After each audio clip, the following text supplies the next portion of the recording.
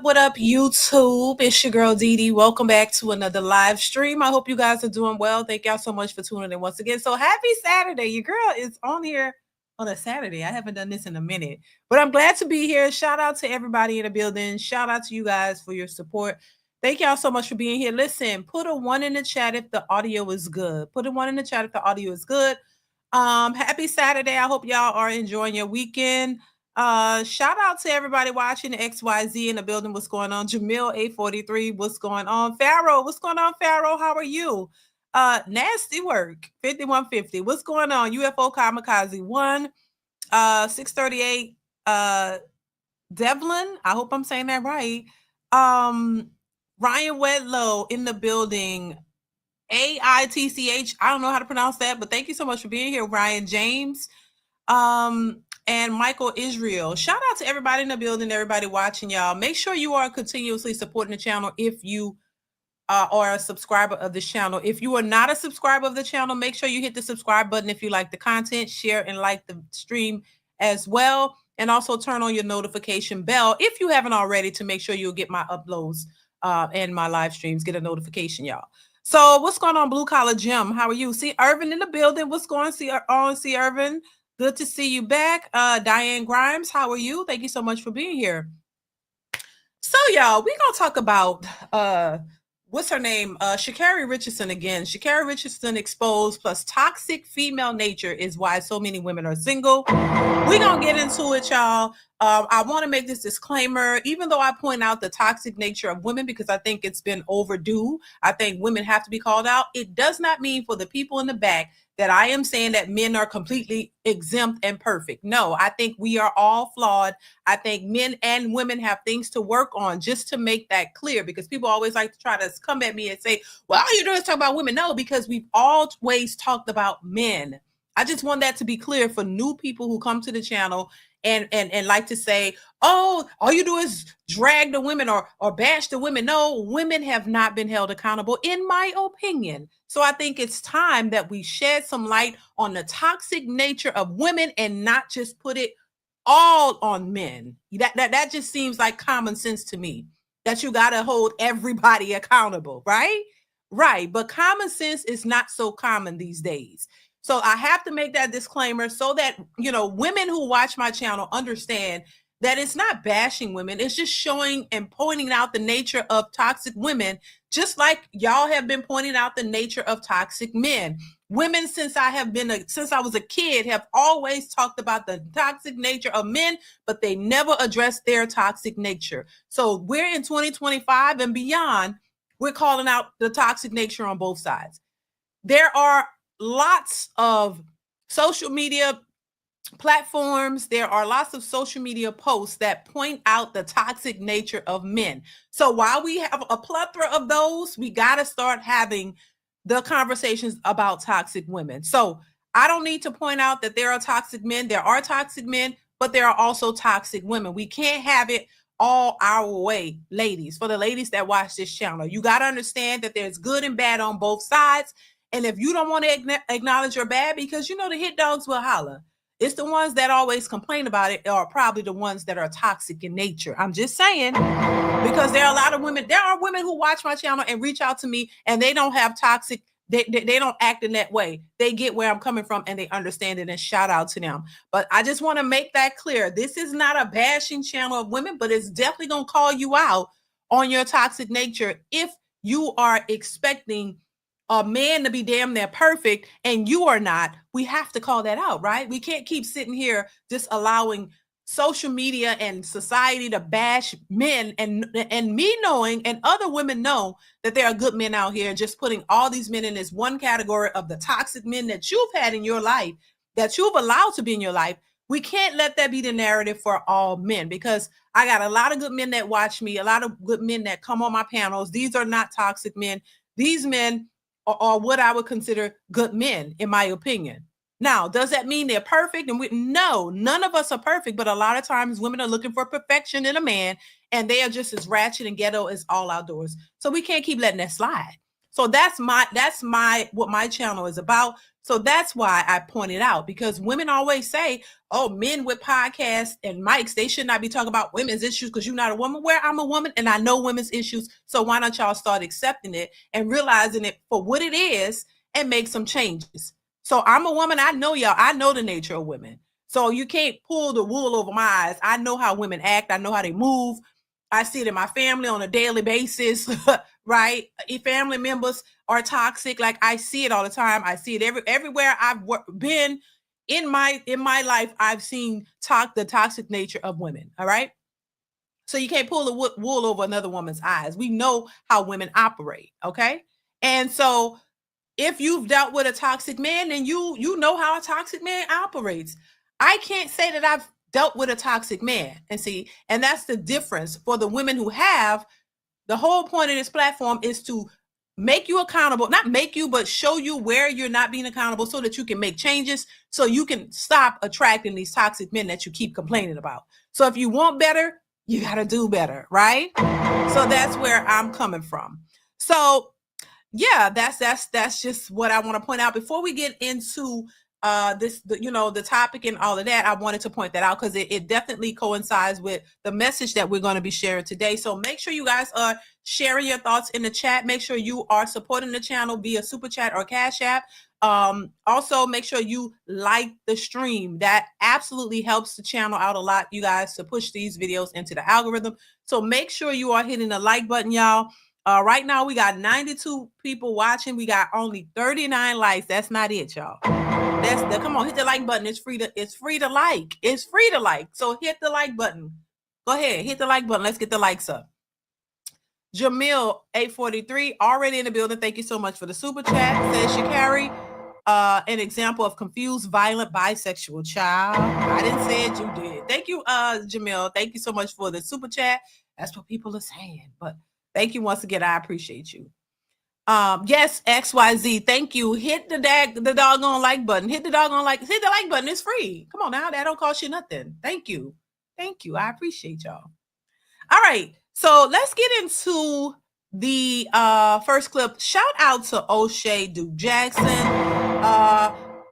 I'm going to reference O'Shea's video on this whole thing because he kind of just pointed out all of the facts. I want to play a little bit from his commentary. Shout out to O'Shea. If you have not subscribed to his channel, go subscribe and support.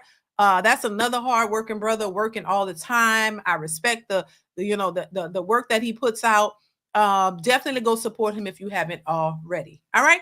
So I want to go ahead and play the clip from O'Shea, and I want to get your thoughts on this Sha'Carri Richardson thing, and then we're gonna move on. Let's continue. He has released the footage from Sha'Carri Richardson's attack on Christian Coleman. Damning in itself. It's very sad. It's one thing to hear about it. It's another thing to see it. And what you'll see, if you were to go to TMZ, you will see a young man doing his best to avoid this lady. He's trying to avoid her. And she's pushing him and pushing him. You actually see the point where he falls down. She pushes him so hard he falls, and the attack is continuous. Now, let me just say this. If this was the... Before he continues, you can go, because I know why he just have the pictures, because for copyright reasons. But if you go to TMZ, you can actually see her pushing him and following him around. He's trying to get away from her. She pushes this man. I mean, straight disrespectful. And do y'all know that there are women who are trying to defend her? Talking about what did he do? What did he do? Come on, there's always some type of justification when women act poorly. But if this man was doing the same thing, there would be no justification for him. Oh my God. It's really bad, y'all. It's really bad. How women think, and then they wonder why men don't want to fool with them. It's like, come on, outside of the vagina, if y'all didn't have that, oh my God, it'd be worse. Because I think that's the only reason why men kind of try to stay around, because y'all have vaginas and they want some. But if y'all didn't have a vagina, there would be no use. There would be no reason to deal with these types of women. I really believe that. I really believe if women didn't have vaginas, they really would be single, because there would be no reason, absolutely no reason for men to deal with their shit. I really believe that. I think that's their only saving grace, that you have that, and some men want access to that because they want it. But if that was gone, these men would really, really not tolerate these women. Pharaoh says, best to listen to D, who married a good, proper man. Thank you, Pharaoh. Thank you so much for the super chat and for being here. I appreciate you, bro. Thank you.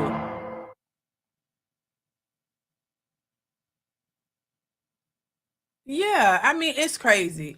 Let's continue, y'all. The other way around. Had it be a man doing this to a woman, it will be complete outrage. It will be loss of sponsorship. Yeah. It will be loss of any level of credibility. He would lose his place probably on the USA Olympic team. Right. Everything would happen to this guy. On the other hand, with Sha'Carri Richardson, none of this has happened. She has not lost any sponsorship. She has not lost any deals. She went to jail momentarily and was released. And then once she was released, the victim, Mr. Christian Coleman, came out and said this. Personally, you know what I'm saying? I feel like it was just a sucky situation all around. Like, I don't feel as if, like, she should have been arrested. You know what I'm saying? Like, I mean, you know, people have discussions and emotions and stuff like that. And she have, like, things that she need to work on for herself, of course. And so do I, so do you, like, everybody. And I'm the type of guy, like, I'm in the business of just, like, extending grace and mercy and love. And I feel as if, like, I don't try to look at obstacles either. Like, I just look at, like, situations like this to just, like, you know, take a step back, analyze yourself mentally. Now, let me just say this while he's talking, because this shows the type of person that he is. He seems to be a good dude, because most men would not be out here trying to defend her after he was the one that was assaulted. She assaulted him, and he's still defending her. This is what women want. A lot of these women, they want a man that they can push over and walk over and do anything to, and he still defend them. But at the same time, they complain about, oh, black men don't defend or don't protect black women. But black men have to protect themselves from y'all. A lot of these women want to be the dominant force in the relationship. They want to call the shots, control you, put their hands on you, and they still want you to love them like they're a sweet, innocent princess. This is the mentality of a lot of these women. And I say the mentality is warped. And this is why you have this response. And this is why you have the toxic nature of these women, because they have not healed. They are not healed individuals. This is why they want men who are healed, because they want a man to come whole and heal. No, you know why? So that he can have enough healed energy to save them and try to fix them, because they know that they got some horrible, messed up ways. And they want you to be calm and coming to the table to coddle them and help them to grow. But they can't offer anything to you. They want to be as toxic as they can to you, and you're supposed to just handle it and make them better. But these are the same women who say they don't want to do anything for men. I'm not doing nothing for you. You a grown-ass man. Shouldn't you have it? But y'all are grown women. Shouldn't y'all have y'all mental together too? This is the problem, and this is why I say this is why a lot of these women will be by themselves for the rest of their lives, because nobody don't want to keep dealing with this type of bullshit. I'm just saying.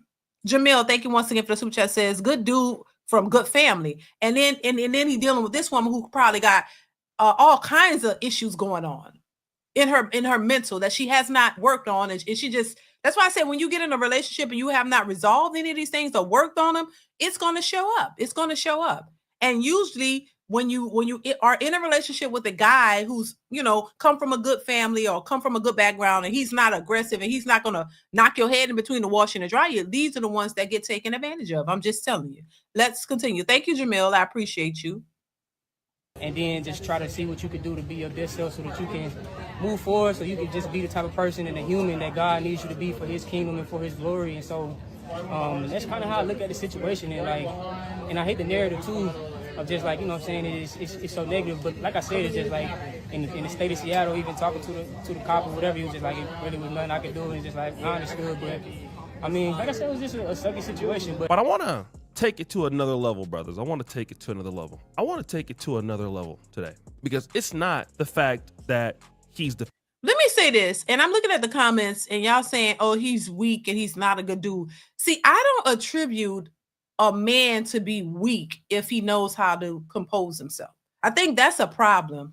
This is why a lot of men don't report this type of stuff. This is why even this guy said he don't want to be seen as a victim. I don't think that it is helpful for other men to call other men weak if he composes himself and he's just a good dude, or he has certain characteristics that are not violent and he's not ready to jump to bust her head in. Because if you're saying that he's weak because he composed himself and he didn't fight her back, knowing that he could, knowing good and well he could have hurt her. He's probably way more stronger than she is. They're both athletes. I think it's weaker to yield and have no discipline and just jump to beating her head in as opposed to doing the right thing. I think the right thing would have been is to press charges on her and keep it moving, move away from her. But I think sometimes people are just raised a certain way. It doesn't mean they're weak. It means he doesn't want to resort to the other side of him. We all have two sides or more where you can be composed and you fought to get to that point. You never know people's backgrounds. Just because a person seems like they're not aggressive and ready to attack doesn't mean that they don't have it in them. Maybe they've suppressed that side because they know how violent and how crazy it could be, and they don't want to go there. There are a lot of people like that. And this is why, those people get tested. They hold back, and then they go on they snap. And then it's a worse off situation where people have lost their lives. So I don't think it's helpful for men to call other men weak just because they're composing themselves and that they happen to be good dudes. You know what I'm saying? Because I think it's weaker to fall, to fall easily or to react easily to somebody. You know what I'm saying? To react easily or be easily triggered by somebody else's poor behavior. I think you just find ways to go about it. I don't think that a woman or anybody doing anything to somebody should be justified or should be just swept under the rug. I think you need to take the proper channels to make sure that this person pays for what they're doing. If I was him, I would have pressed charges. I don't care. And I would leave her alone. That's where I would say leave her alone. But I wouldn't say a man is necessarily weak, because in that case, a lot of men and women have been weak and vulnerable in some situation.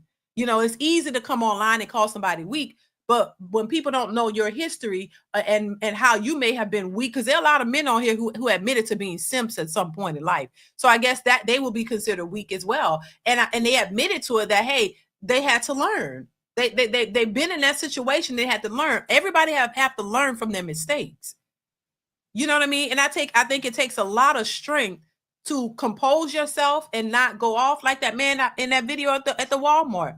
He could have knocked the hell out of that lady if he wanted to, but he had to compose himself. And I think it's a shame that men have to do that. But I think it's not a weak person who does that. I think it's rather a strong person who knows how to compose themselves in the midst of this chaos. But I don't think that you should continue to allow yourself to be in that situation. You need to remove yourself from that and keep it going, because it's not going to stop. So I don't know. I think it's a bit harsh for other men women already call y'all weak. Women already call y'all weak just in general, especially black men. So I don't think it's helpful, in my opinion, for black men or men in general to call other men weak. It's counterproductive. It doesn't help y'all when y'all got a bunch of women who call all y'all weak. You see what I'm saying? That's just my thoughts on that. XYZ says what he said was better than publicly bashing her. Right. And he could have done it, but that's probably not who he is. So if you are a good person, you come from good stock, and you don't bash women and you don't abuse women, I don't think that means you're weak. I think that means there's a level of strength in you. You just got caught up in a bad situation. And I definitely think he should leave her alone, because if she will go out and embarrass him in public like this, that ain't somebody that really cares about you. And I think he should walk away. And eventually he probably would. But everybody falls short in some way. There are a lot of men who have run behind women that didn't want them, and you thought this lady cared about you. She strung you along. I would consider that. I mean, I guess that would be weak too, but I think everybody has had some weak moments. So, I think it's unfair to say a man is weak because he don't respond the way, because society would expect him, especially as a black man, to come out and just bash her and talk shit about it. And then they'll be like, oh, and then what she did to him would just go out the window. It wouldn't even matter if he responds the way they think he should, by cussing her out, calling her all kind of bees and hoes, and beating her up right back. Even though she started it, what do you think they're going to focus on? Are they going to focus on the fact that she was antagonizing him? Or are they going to focus on his reaction? More than likely, they're going to focus on his reaction, because he's a black man, and this is what we expect from you. Aggressive. Yeah, the black women too, but you know what? The black man, he gets condemned even more. So I think as men should stick together and not consider everybody, because a lot of y'all have had weak moments, I'm sure. So I think that has to stop. I think the problem is, and I want to say this, and then I'm gonna move on. I think there are a lot of hateful men who hate on each other.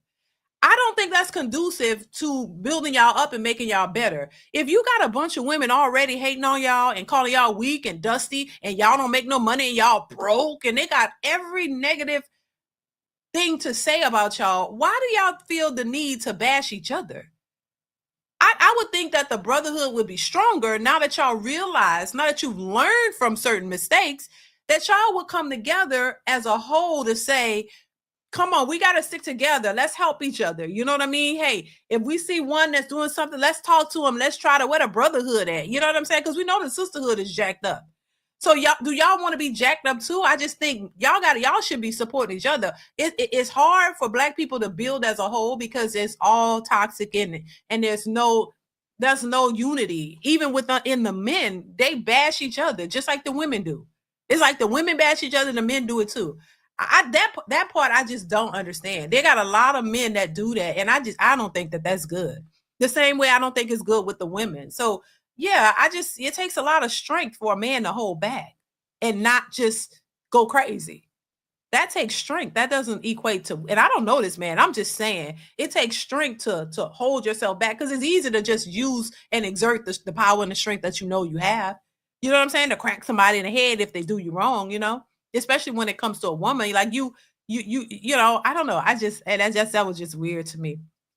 Thank you, XYZ. I appreciate you. Let's continue. Defending her. It's not the fact that people are asking, well, what did he do to cause this? I want to give a shout out to my brother, who's a dating coach. His name is King Dreism. All right, King Dre. He's one of the best guys I've seen talk about women and relationships. He doesn't know Christian Coleman. He doesn't know Sha'Carri Richardson. In fact, this video clip was uploaded December 19th, 2024. Disrespect has levels, and once it gets to physical violence, it's pretty much over with. Once a woman is comfortable enough to put her hands on you and physically assault you, especially in public, she's probably cheating on you too.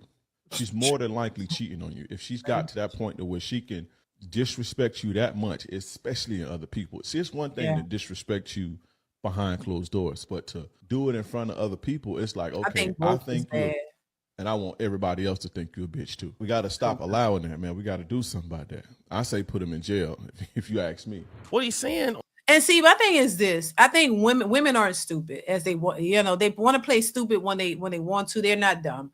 They know the type of guys that they can do this to. See, if you meet a guy that is toxic and he clearly shows you and he don't give a damn and he'll knock your head in between the washer and dryer, oh, he's supposed to be the strong one, but he has issues. See what I'm saying? He has issues that he has not resolved. He has anger issues. He has not having a daddy around issues. He has a lot of issues, and his issues are on display. He's the guy that will knock your head in between the wash and dry. He has no filter. He has no cool. He has no calm. He has no, he doesn't know how to regulate his emotions. He does not know. He doesn't have that time out. He doesn't have that calm. He doesn't have that strength, is what I would call it. He's actually the weaker one, because the minute you say something and it triggers him right away, that's that emotional side that a lot of these men get from being raised by their mothers, y'all. You've been raised by your mamas, and your mama made you like that, so you trigger by everything. You're using your emotions to respond. So a lot of those types of guys that are looked at as being strong, in my opinion, are actually the weak ones. But those ones are the ones that women complain about. But that's what they go to. That's who they date. And then you complain about them. This is why every woman has a story of an abusive man. Why? And even though some of them lying, but a lot of them like to talk about, they make it seem like every man is abusive. Because it's an easy narrative. It's an easy narrative to push when it comes to Black men. Why? Because Black men are looked at as abusive. Oh, they can't control themselves. They have no discipline. All the things that are negative. So it's easy for women to tear y'all down and make society believe that you're that way. They automatically believe that a man is abusive. He'll beat you up. He'll manipulate you. Every man is like that. And that's not good. So this is why they can push that narrative, because those men are looked at, because they respond quickly and they'll knock your head in between the washer and the dryer. Oh, that means strength. No, that's actually weaker. That means weakness. But then and these women talk about, oh, these men were narcissists and they were abusive and all, I had to leave and you gave them all babies, right? But they were so bad, they locked up in jail, they had a temper, they're this, they're that, and the other, right?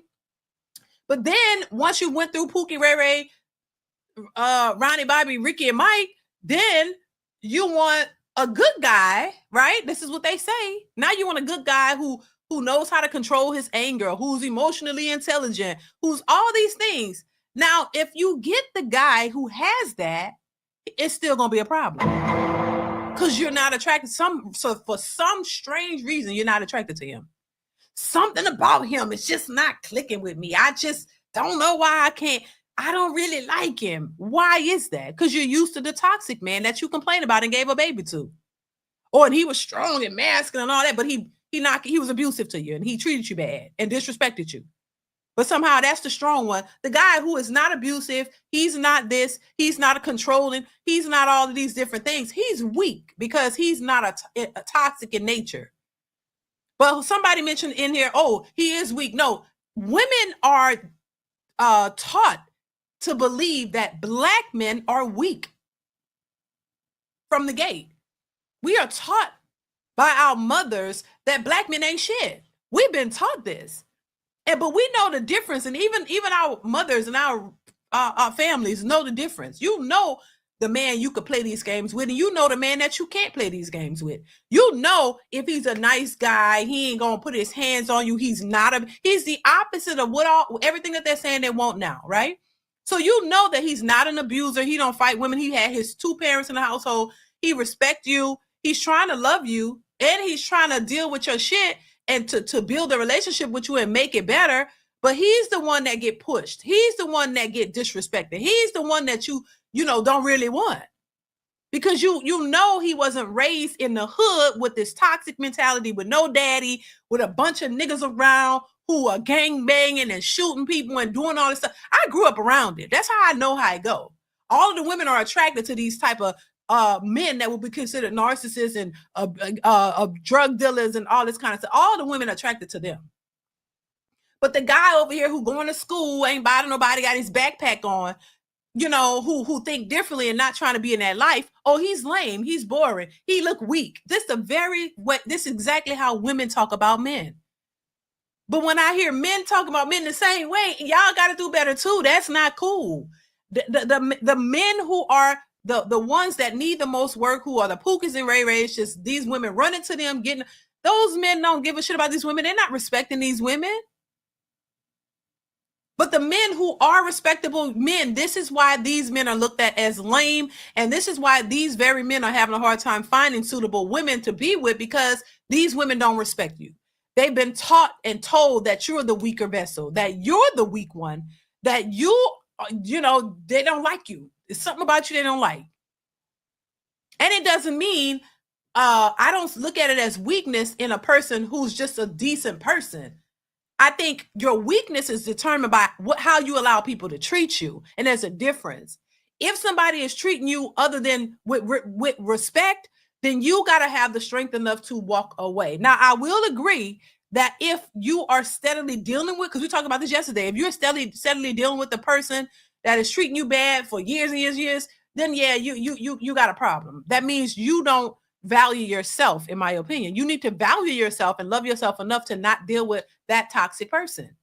This is why I say, and even in this, and what the guy was saying, he was like, he got to go think about some things, evaluate some things. Now, if he get up and next month or next week, he's no longer with her, then is he really that weak? Or he's thinking logically and looking at the situation and saying, you know what, because I do care about this person. Am I willing to put up with this type of behavior? And I think once, like the guy said here, once somebody publicly and behind closed doors, whenever, I don't think just behind closed doors publicly, when they disrespect you and do that, that's your ticket to leave. I don't care how much you like them, leave. But how many men will be honest about the fact that they've dealt with a toxic woman and you didn't just leave, that you dealt with her for years? We had an example yesterday. And that's not the only example. So by that logic, a lot of those men are weak. And a lot of those men wouldn't consider themselves weak. They would just say, hey, I loved her. I was in love, you know, like the human nature. We fall in love. Sometimes we fall in love with the wrong people. And it take you some time to realize that, because you thought that it was something that it wasn't. And it takes you some time to realize, hold on, I'm better than this. And you get out. That's happened to a lot of people. If we're going to be real, I mean, this ain't nothing new. I mean, I know everybody have gone through that type of thing.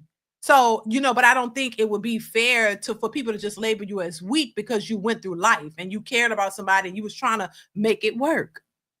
But it just didn't work out because you realize she's too toxic, same way with me, or he's too toxic, and I gotta walk away because this is too much. I think a lot of people use that term so loosely. Everybody's weak, when a lot of y'all have been in weak situations. You're just not gonna publicly say it. You know what I'm saying? Both men and women. I'm just saying, I just think as men, like, it shouldn't the same thing the women do. They bash other women. Oh, y'all pick me's and y'all this. And the men do the same thing. I thought men were a little bit like, don't do, and I don't think it's all men, but I think y'all got to do better. Like, stop, you know, it ain't really cute like that, because I'm pretty sure a lot of men have experienced some of the same things if they would be honest about it. You know what I'm saying? Yeah, so most women think men are weak. I'm just telling you right now, especially if you're not a gangbanger, if you're not a drug dealer, if you're not one of them, they think they're strong. And I'm here to tell you, just because you a hood dude and you know how to fight, it doesn't necessarily mean that you're mentally strong. No, it means a lot of them are very weak, easily triggered, emotion. Y'all talking about emotional intelligence. They don't have that. They don't know what that is. They don't care about it. They will, you know, jump quickly. Any little thing you say that they feel funny about, oh, they ready to fight, ready to shoot, ready to do it. And that's why they always in jail. So to me, that is considered weak, because you don't have the emotional intelligence. You don't have the strength to say, you know what, I'm gonna walk away because I know what I'm capable of doing. The discipline or the composure to say, you know, I worked on myself, I've grown. I'm not gonna be the same man I've been. To me, that's where the strength comes in. And if you have men out here who are like that, then I think they're considered strong, not weak. The ones that look strong on the surface, a lot of times are the weak one. That's all I'm saying. So yeah. Let's continue. On this, it's absolutely so correct, and it makes sense. I didn't even think about it like this, but the reality is, if a woman would hit you behind closed doors, it's still very bad. Or to disrespect you. But to do it in front of other people, it's not that we're having an argument. I want everybody to see that you are a B. Yeah. You're a punk. You're a coward. And you're not worth respecting. And, you know, I'm hearing the guy. He's a nice guy. He's trying to be a Christian. He's making excuses for her, which is the kind of person that she wants to be around. You want to know why? Because she got somebody that's the good old faithful rock. That's why. Dealing with somebody like this, a guy like him, okay? And while she's dealing with a guy like him, what does she get to do? Whatever she wants to do. She don't respect this man. He don't give her any reason why she should respect him, and she won't. She's not going to. And why won't she do it? Because she don't need to. You're a punk, and you're gonna make excuses for me in front of the world, justifying my behavior? Not after I put my hands on you, not that it hurt, but I showed everybody that you're a buster and you're not a man worth being respected. Although you're out here trying to protect me. And see, none of the sisters out there is talking about that. You see, whenever you hear about black men sticking by community or black women, what you often will hear is a lot of praise for men staying around women who are problematic. Okay, now I'm not talking about all single mothers, but let me just say this: assuming you have a single mom that has something like 4 kids by 4 different women, what you will find out is a guy who does something like this, because especially if you don't have any kids, a situation where this is a bad situation for him and it benefits the woman. Okay, well, he stood up. This is what you're gonna hear. He stood up. He's being a real man. A man who's dealing with Sha'Carri Richardson and that abuse. Oh, I saw one comment. One lady said, he's right where he's supposed to be. I don't know if I can still find that comment, but that's what she said. He right where he's supposed to be. In other words, okay, this is what he's supposed to be doing. Okay, this is a good thing. What's the problem? Ain't nothing wrong with this. Why y'all hate? Y'all mad? Nah, this is what's supposed to be going on. Yeah, because you need a certain amount of black men out there in the black community to put up with this level of dysfunction. But at the same time, you will have the same ladies out there talking about, oh, nah, I'm not dealing with nobody else's problems. I'm not putting up with no mess. Period. Right. And see, that's the one-sidedness of it all. I said it before, most women, they want a man who's going to deal with them, be able to handle them. Y'all hear him say it all the time. I need you to be able to handle me. You ain't my real man if you can't handle me. No, you want a man to handle all your toxicity, all of your trauma, all of your issues, everything that comes with you, but you don't want to deal with he can't make one mistake. I think that's just horrible. He can't make one mistake as a human being, then all hell breaks loose. And either, you don't want him, or he gotta always hear it from you that he made a mistake. This is, I don't know. I'm saying for real, like this is some crazy shit. And if I was a man, I wouldn't want to deal with these types of women either, because that's draining. That would be draining for anybody. Like why? See, Irving, thank you for the super chat. Says men definitely try to make it work. I tried it with an ex, but I had to put my peace first in the end. Exactly. My friend is still struggling from his long-term relationship breakup. Exactly. That's what I'm saying. I think more men try to make it work, while women are more inclined to just walk away. Or if this relationship don't serve you, or if he don't do X, Y, Z, girl, leave. Girl, you can get you somebody else because I can do bad by myself. This is what they say. And they've been saying this for years. This is not new. I've been hearing this since I was a child. You can do bad all by yourself. You don't need no man. You can do it by, like, come on. But it is always, in many cases, it's the men that try to make it work, because the men really do care about you. They really be trying to be there. These women don't be giving a damn. They really don't. They show it on a daily basis that they don't care. They be cheating, fooling with other men, and they just want you to sit there and take everything that they're dishing out. Like, that is crazy to me. And I think that's the difference. One of the differences between women and men is that women are more callous. They're more evil, in my opinion. And not all women, but a lot of them are. They act more, they'll do some things that'll have your head spinning and you won't know what the hell hit you. And a lot of men were not privy to the nature of how women acted or how they are, and they just didn't know until they catch them or find out. Then they like surprised, and they got to recover from that. And they got to go regroup and get their lives together and get their mind right, because these women messed them up so damn bad. This is why in some cases, and I want to know your thoughts on this, they say men have a difficult time moving on mentally from relationships than women do. I don't know the stats on that. I don't know if that's the case, but I hear people saying it. And if that is the case, maybe that's why, because they really did care. When these women really didn't care, they were just going along with the program until it didn't suit them anymore, and then they walk out. Thank you, C. Irvin. I appreciate you for the super chat. Thank you so much. Let's continue. Period. They love to say period. Okay. And at the same time, while you there being a good black man for this same woman, because they love talking about what did he do? Oh, okay. She dealing with somebody else. Somebody she actually thinks is valuable and respect. Now, let me just say this. While she's dealing with somebody else that she quote unquote respect, that person don't even respect her. That means you sitting there, you putting up with it, you dealing with it. She actually respecting somebody else who keep her in check. You the one there paying the bills. You the one dealing with her problems. You the one showing up to going to her little dusty ass family functions, dealing with her mama, dealing with her uncle, all this stuff, right. Dealing with her crash outs at home. And then you're trying to be a good support system. Right. Because you know what? So many ladies don't want to admit this because only men have problems, right? But many of you men out there, especially in the black community, you know that dating certain women come with a whole bunch of problems. And as a man, you got to sort their problems out. Whether it's financial, whether it's illogical problems, whether they ain't going to deal with your problems. Right. But you got to deal with all theirs. Whatever happened to them in the past, that's now your job. Okay. Right. And that's what I'm saying. And I think that shouldn't be. And a lot of men deal with that because they want to be with that woman and they try to work through it, but eventually it don't work. But I think that's the problem where, men are supposed to take on their problems and help them fix it and make them better.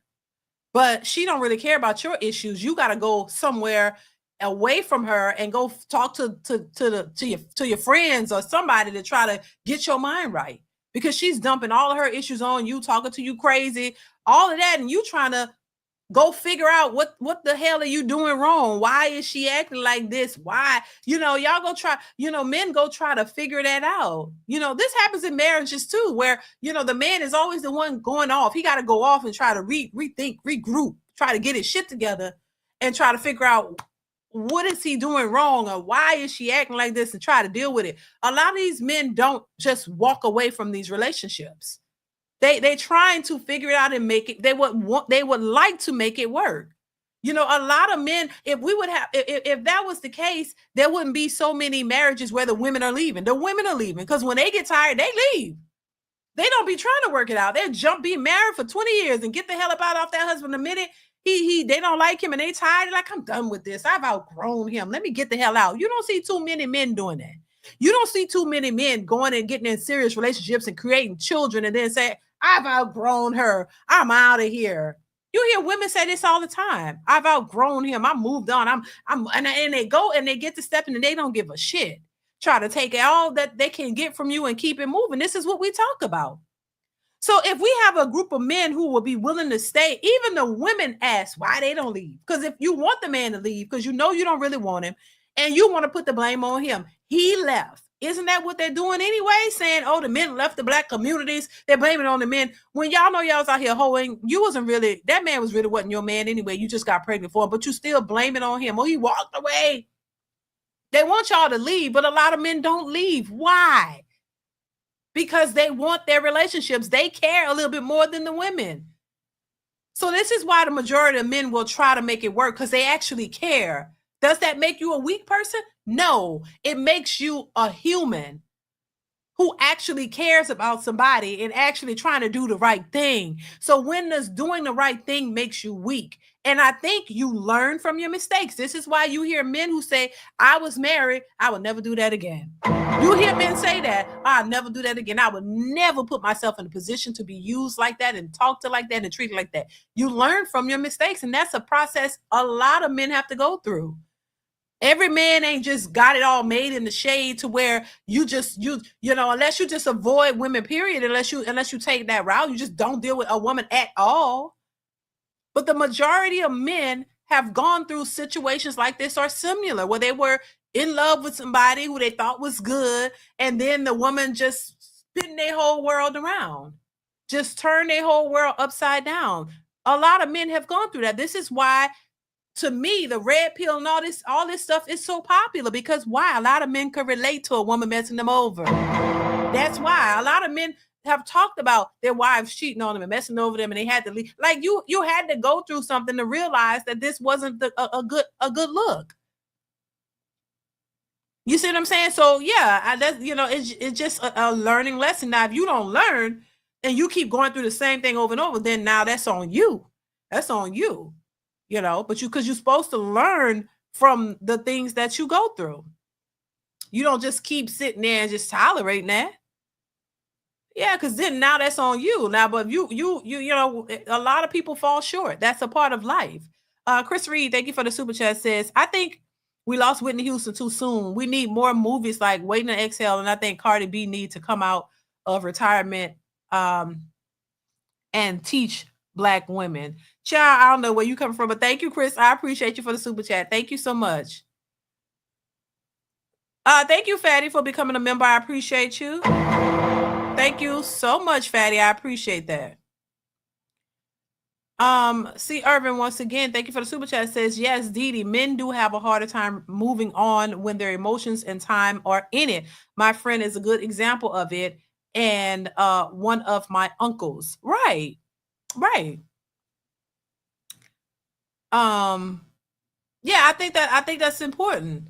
I was raised by both. Thank you, C. Irvin. I appreciate you. I was raised by both parents, and my father raised me to respect women who respect me. Yeah, I think that's important. But it would be disingenuous to say that people don't slip up. That nobody's ever made a mistake in caring for somebody who they realized wasn't good for them.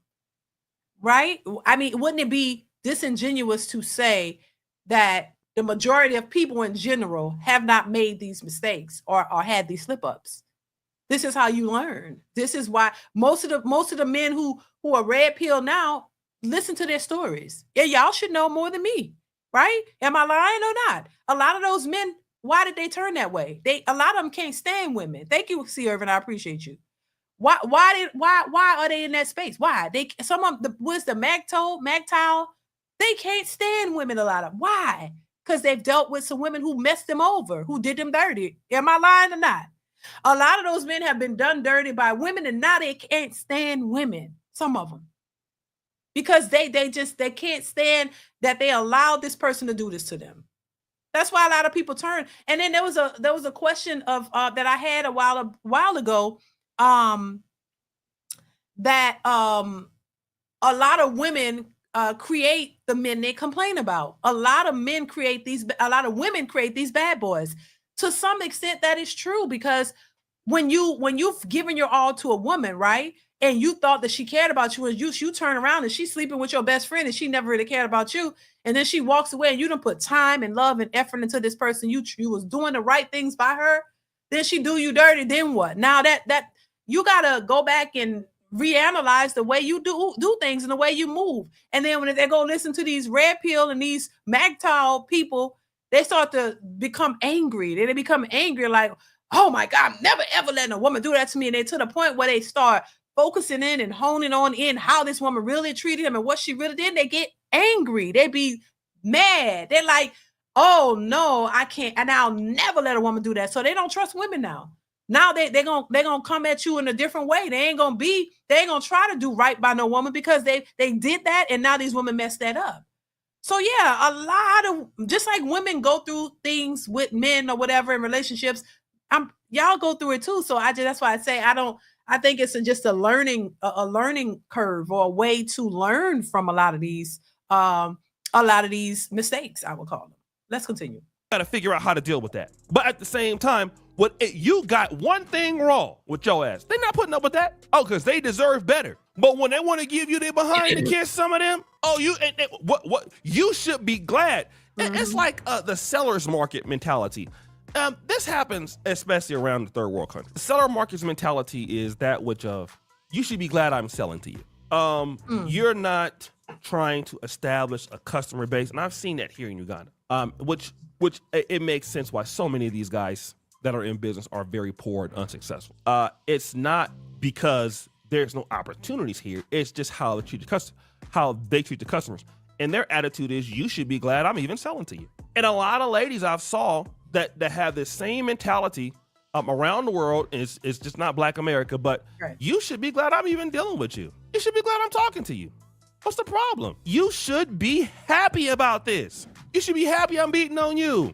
And the thing is, guys like this fall right into that mix. You want to know why? Because no other guy will put up with Sha'Carri Richardson but a guy like Christian Coleman. They got her. She got her one.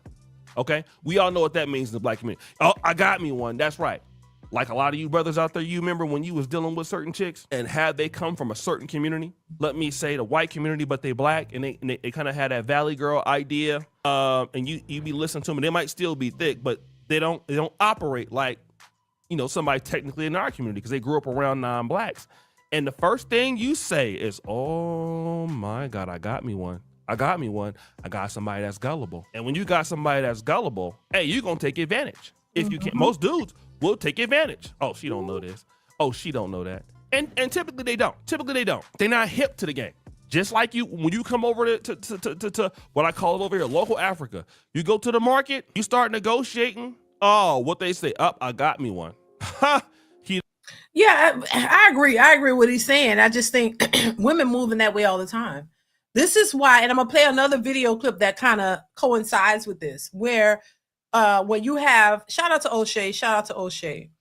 There are women who talk about, they're not attracted to good guys. You got to have swag, and you got to have this, you got to have that. And then on top of that, he got to be financially stable. He got to make all the money. He got to come correct in every single way. He can't miss a beat. But then you go over to these Pookies and Ray Rays, you know, the guys that you are attracted to, and you just bust it open, give it to him for free. He don't have to pay nothing. You don't, no expectation. Just he got it like that, so he don't have to do all of that, right?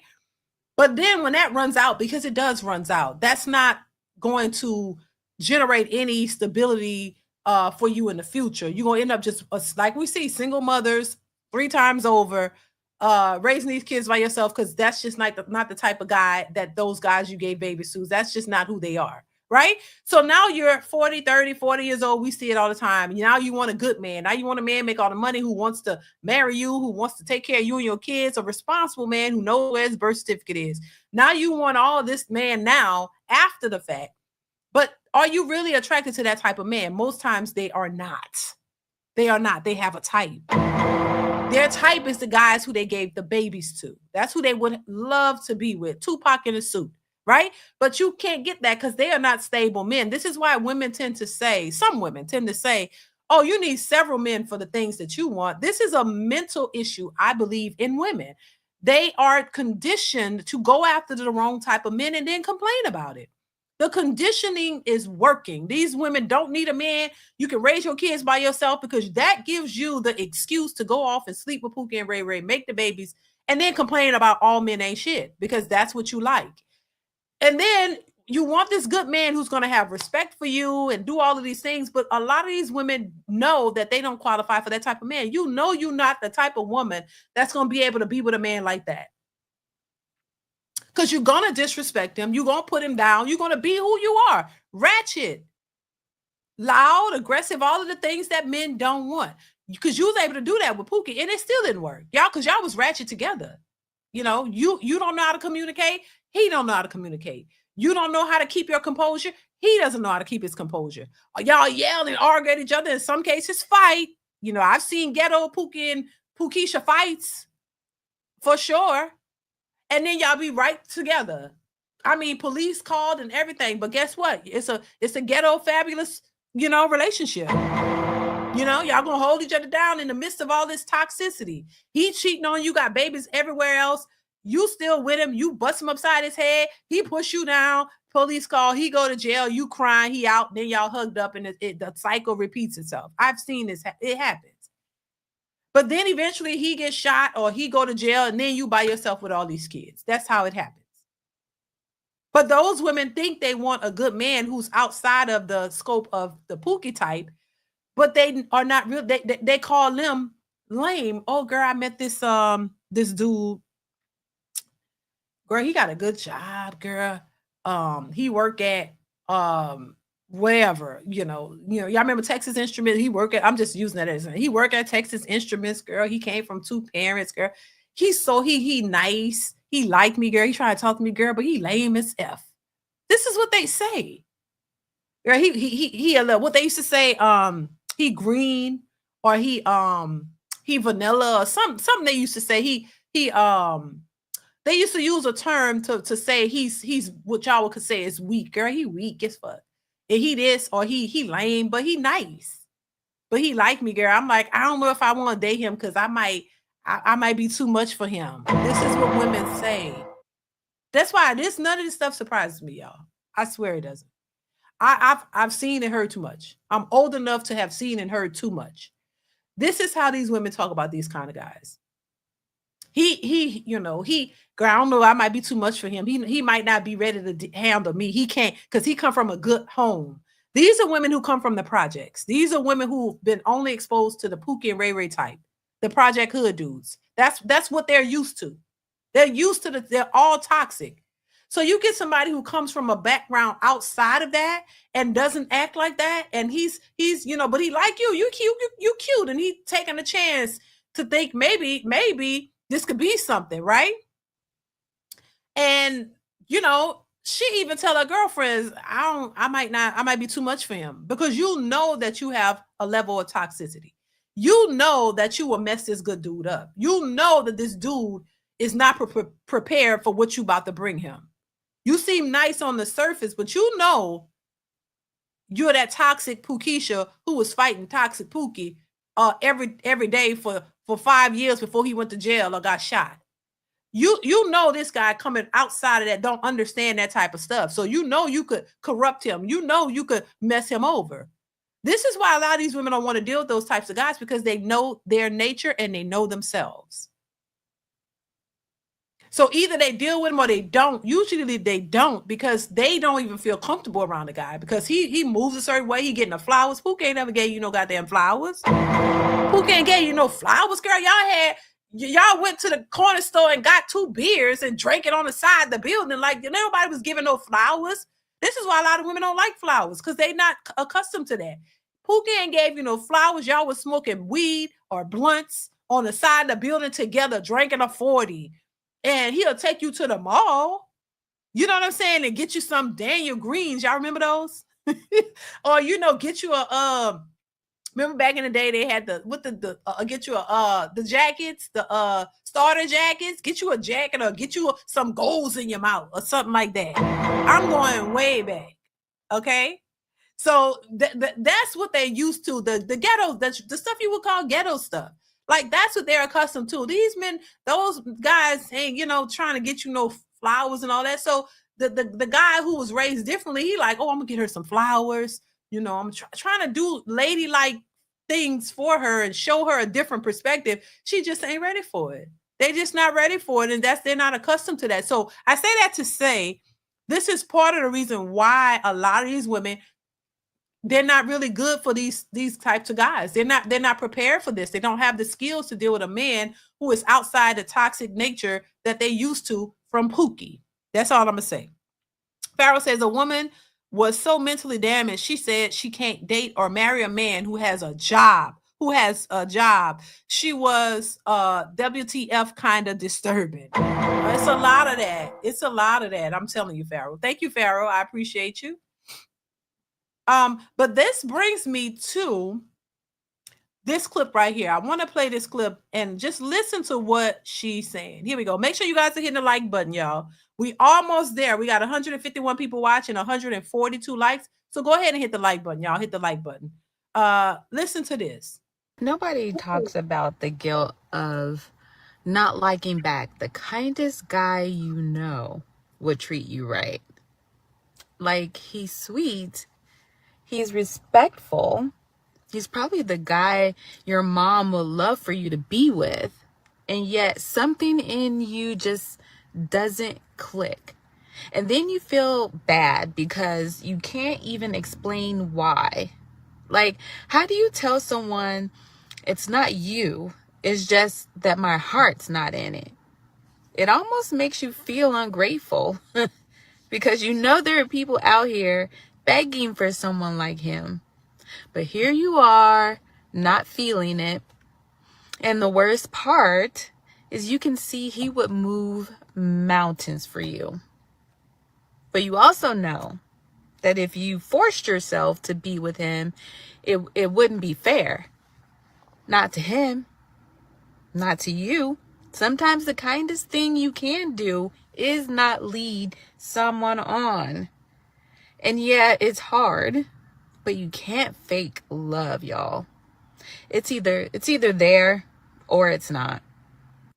And, and this proves my point even more, because this is the nature of a lot of women. This is how a lot of women think. They don't know. They don't even know. You meet a guy, you complain and you talk about all these ninjas ain't this and that. But then you meet a good guy and you're not even prepared you don't know what to do with him. I said it. They tell you, these women are exposing themselves every single day. They say this all the time. This is not my first time hearing this, by the way, and not just on social media. So, I mean, that's why I'm saying I see and know the nature of women, and a lot of these women are batshit crazy and confused. This is the nature of a lot of women. This is why I say this type of toxic mentality is why a lot of these women will stay single, because they don't even know what they want. They don't know how to find it. They don't know how to keep it. They don't even know if they want what they say they want. They're just like complaining. And so I just think that's their downfall, part of it. You meet a good guy, you say yourself, this man will move mountains for you, meaning he's interested in you. He would want to be you. You could trust that he's a good dude enough to want to be with you and do the right thing. but something inside your chest, something inside your being is telling you. Some people like to say it's God. Some people it's like to say it's this and that, but it's something, whatever you make up that it is. Something inside of you just won't let you love a person who would love you. Something inside of you tells you, yeah, I don't know if I could love him because he loved me too much. Oh, he would be a good guy. My mother would like him. My father would like him, but I don't know. He's just not for me. You know what that is? And then you feel guilty because you know, damn, I'm passing. I'm walking past a good one. And you know that somebody else would be happy to have this guy and build a life with him. So you feel bad because you know what you're doing. But for some reason, I can't give him a chance and take him seriously and be with him because you know you're going to mess him over him. You know you're going to treat him badly because you can't find a way to love a person that will love you.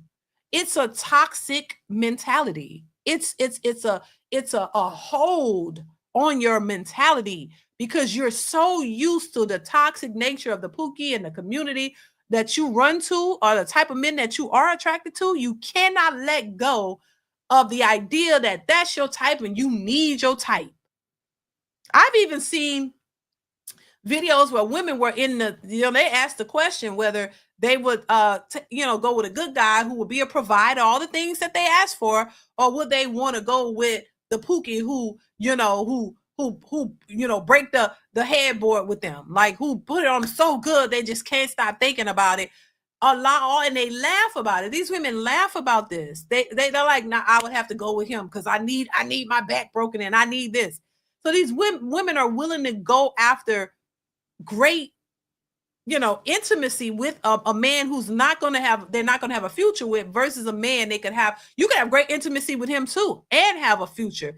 They just don't want it because they have this type that's ingrained in their head for them to go after, and they just don't want to miss out on that versus having a future with a man they could have a future with. So this is why I say these women are screwed. How y'all say they are cooked. They're cooked because the mentality is warped, it's backwards, it's confusing.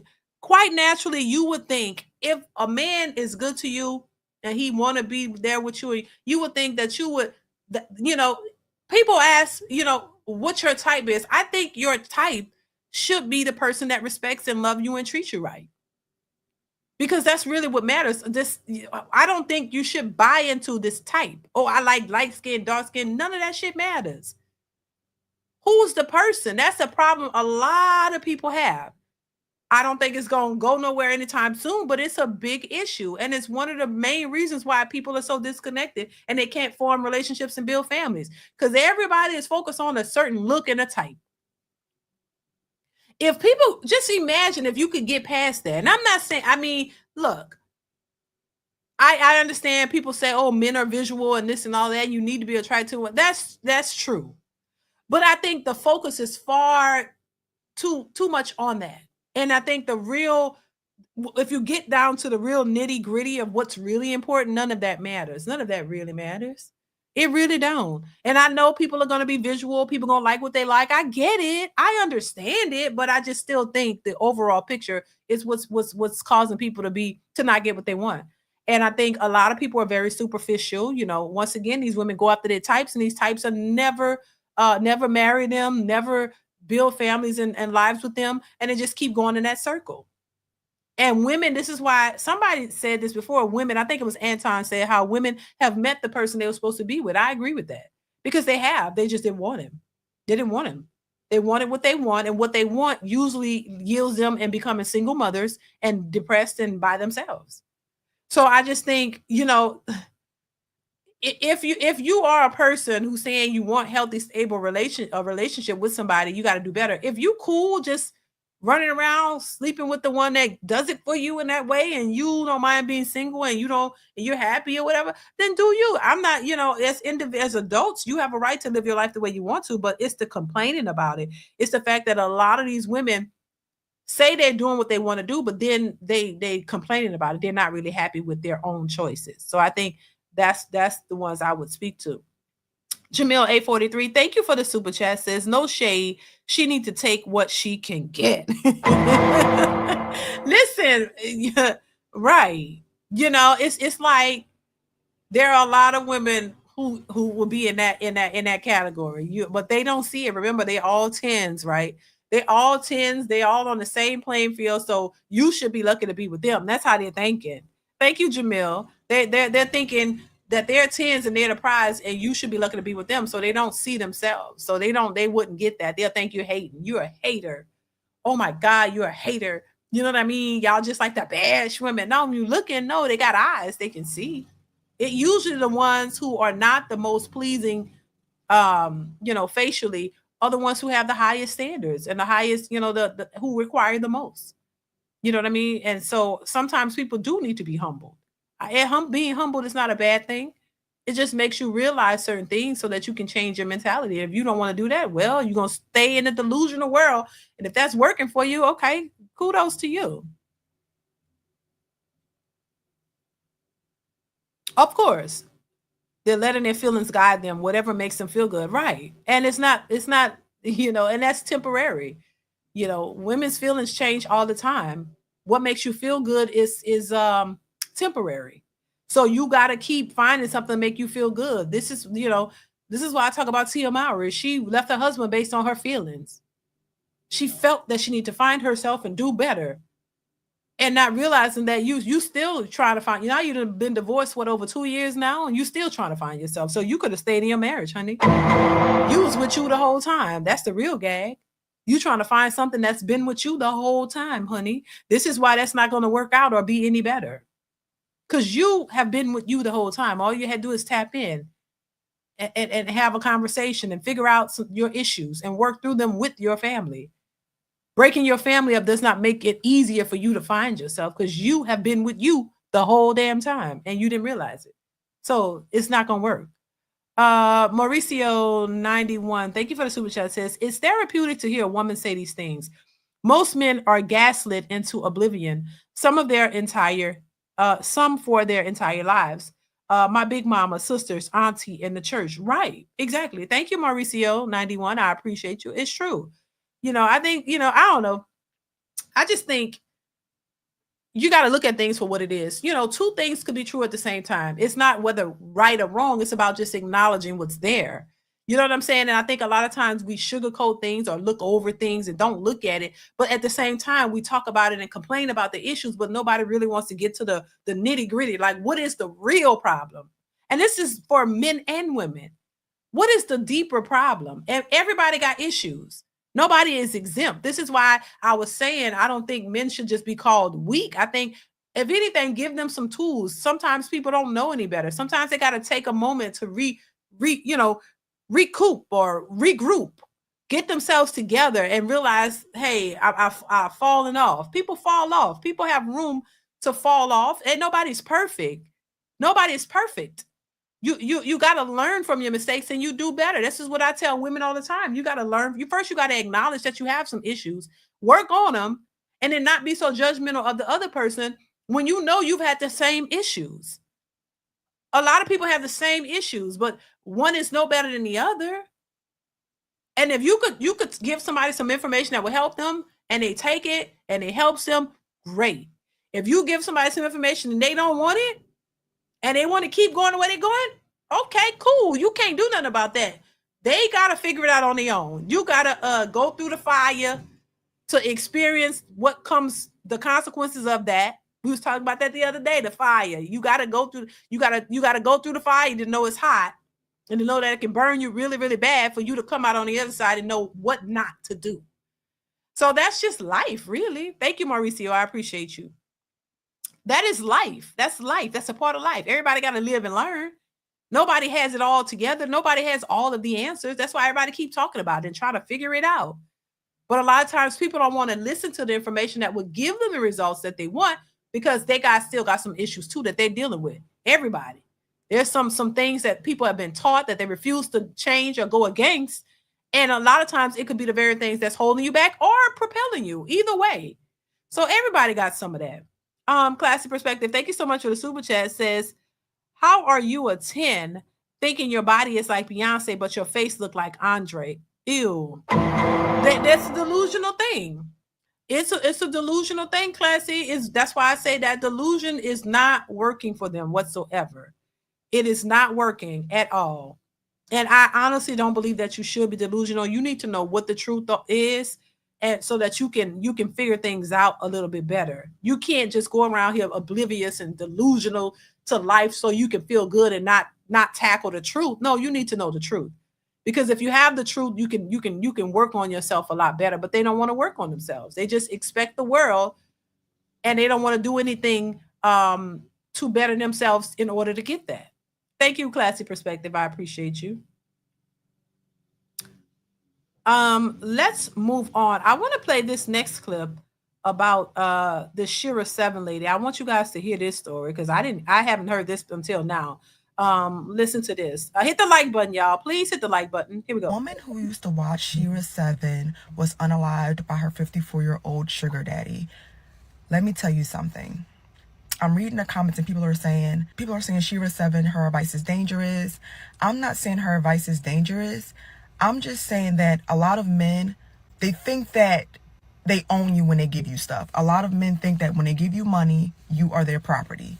I'm not saying all men think like that, but that is a high possibility. So when you go out there and you date these guys, keep that in mind. And my thing is, she had a boyfriend. You're 54, she's 24. She's not with you because of your good looks. She's not with you because of your stamina. She's not with you because you get it up quick. The 24-year-old boyfriend she had, that's who she loves dearly. You are just a wallet. Know your place. I don't care what nobody say this red pill have a lot of men deluded. Just be careful out there, ladies. I love a good sugar daddy, but a lot of men, they forget that they're sugar daddies. They forget. A lot of guys think that the girl at the strip club really wants them and really wants a relationship. Just be careful, be mindful. Any 54-year-old man that really wants a relationship with a 24-year-old woman, it's already a little, in my opinion, just as my opinion, it's already a little. So just be careful. Now, it's very interesting that she would say a 54-year-old man who would want a relationship with a 24-year-old, something's wrong with him. But you don't think something's wrong with a 24-year-old who's out here dating a 54-year-old man and using them as a sugar daddy? You don't think anything's wrong with that? Using men for money, period. Y'all don't see nothing wrong with that. And then she said she loved her a good sugar daddy. These women are batshit crazy. You don't see anything wrong with a 24-year-old going out here purposely looking for a sugar daddy to pay her bills and give her money. And she has a boyfriend on the side who she loves. And rest in peace to this lady, because they said this lady was unalive. That's unfortunate. But what I'm saying is I don't think women think of the consequences of that. You're dealing with a lot of strangers. A lot of times y'all meeting these people on these websites or whatever. You don't know this person for real. All y'all trying to do is get to the bag. So you're focused on money from a stranger. You're not thinking about the consequences. The same thing I was talking about yesterday. These women have these strangers flying them out and you going to their personal properties and houses and things like that. These men could take you up in that, lock the goddamn door and cut you into little bitty pieces and nobody will never know what happened to you. And y'all don't see anything wrong with that. This, once again, this narrative that something wrong with all the men, but y'all are catering to the issues that the men have. And you don't see that y'all might be a little Looney Tune? If you can come out of your mouth and say, oh, these older men are crazy for dealing with these young women, and oh my God, they become possessive when they're with you. They think that they're your man. Well, if you know that, why are you catering to their delusion, to their delusional mentality? Why are you catering to their lunacy? Why are you putting yourself in a position to fool with these men that you can't trust and you think they're crazy, all for some money? Because you don't want to go work. You don't want to work hard to provide things for yourself. And how could you love your boyfriend immensely when you fooling with another man, sleeping with him for money? Come on now. Like, come on now. That's crazy. This is why I say, listen, a lot of these women are delusional and they keep blaming it on the man. She loved for a good sugar daddy. So that means she go out here and sleep with old men for money too. I'm assuming, allegedly, if you saying that. I don't know what a sugar daddy is like because I've never had one. But apparently she does. And that's okay. And you don't think that you're putting yourself in a similar position than any of the other women doing this? Because once again, y'all not vetting these dudes. All y'all vetting is the fact that they have money. And that's it. You don't know their past. You don't know nothing else about them. You don't know what they're capable of, their history, nothing. Oh, they got money. I need my money and I don't want to work for it, so I'm just going to use my body. That within itself is horrible. That's poor decisions. So as much as they want to blame the men, you got to look at yourself. Once again, there's never any accountability. Well, every time a woman speaks, it's always somebody else's fault. It's always Jermaine's fault. It's never nothing on your part that you can see. You don't even see that you're putting yourself in these positions, and you don't have any accountability for your own choices. That's it. That's crazy to me. I'll never understand that. Is it Ezel Kenny? Thank you for the super chat. Chat says Tia doesn't understand that when other men see that you walked away from a good relationship, they won't take a chance with you. Exactly. I agree 100%. I don't think they know. Most women don't realize that. Most women don't realize that. And that's why they're surprised when they leave. Because a woman thinks that when she leaves a man, she's going to level up. And this is what they tell you, girl, since I walked away, things have been working out. Okay, maybe they have. But you got to understand, it doesn't stay that way. And then they don't stay in that mentality. They want another man. So the idea is that when you walk away from a man that was so-called toxic, then the universe is going to yield you much better results. The universe is going to send you a better man who is not toxic, right? The universe is going to send you everything that you want and more because you walked away from that situation. And when that doesn't happen, they get depressed. They become depressed and confused. Why? I thought I would be able to go and get me another man who's more richer and more this and more that. And when it doesn't happen, they're crying on social media wondering what happened. And even some of them try to go back and get their husbands, but the husband have moved on. And every time you see these situations, we just saw Devon Franklin. He just got remarried. Megan Good's ex-husband. He done got remarried. He looked happier than a mug. He got him a whole wife, and I wouldn't be surprised if she ended up pregnant because I think he wants kids. And I don't know if Megan wanted kids. So he might end up starting his family with this woman. He's getting what he wants. Typically with men, when women walk away, the men usually remarry. The men usually go and get a whole nother family, and then the women be pissed because they still be single, going from man to man to man. There's been many examples of that, and they don't like it, and they mad at him because he's moved on, and even crying, talking about, how did he move on so fast? Because you left him, girl. You left him, and you don't expect him to move. You want him to sulk in the corner of a dark room and be mad and bitter crying over you when you left. You want him to keep chasing you. That's what they want. They think that when they leave that he's gonna realize how good he had it and how good I was, and he's gonna try to win me back. No, he ain't trying to. Men don't move like that. If you leave him, he's stuck on you left me.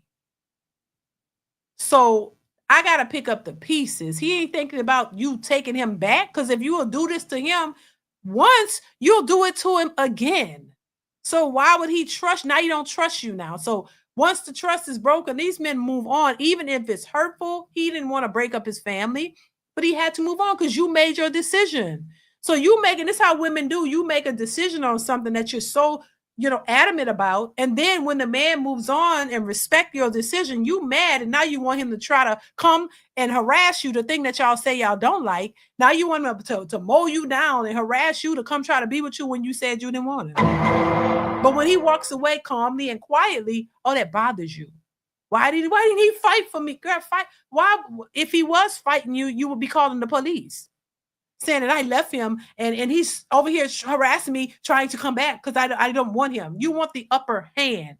And when a man moves away quietly and deals with his issues to himself, women can't stand it.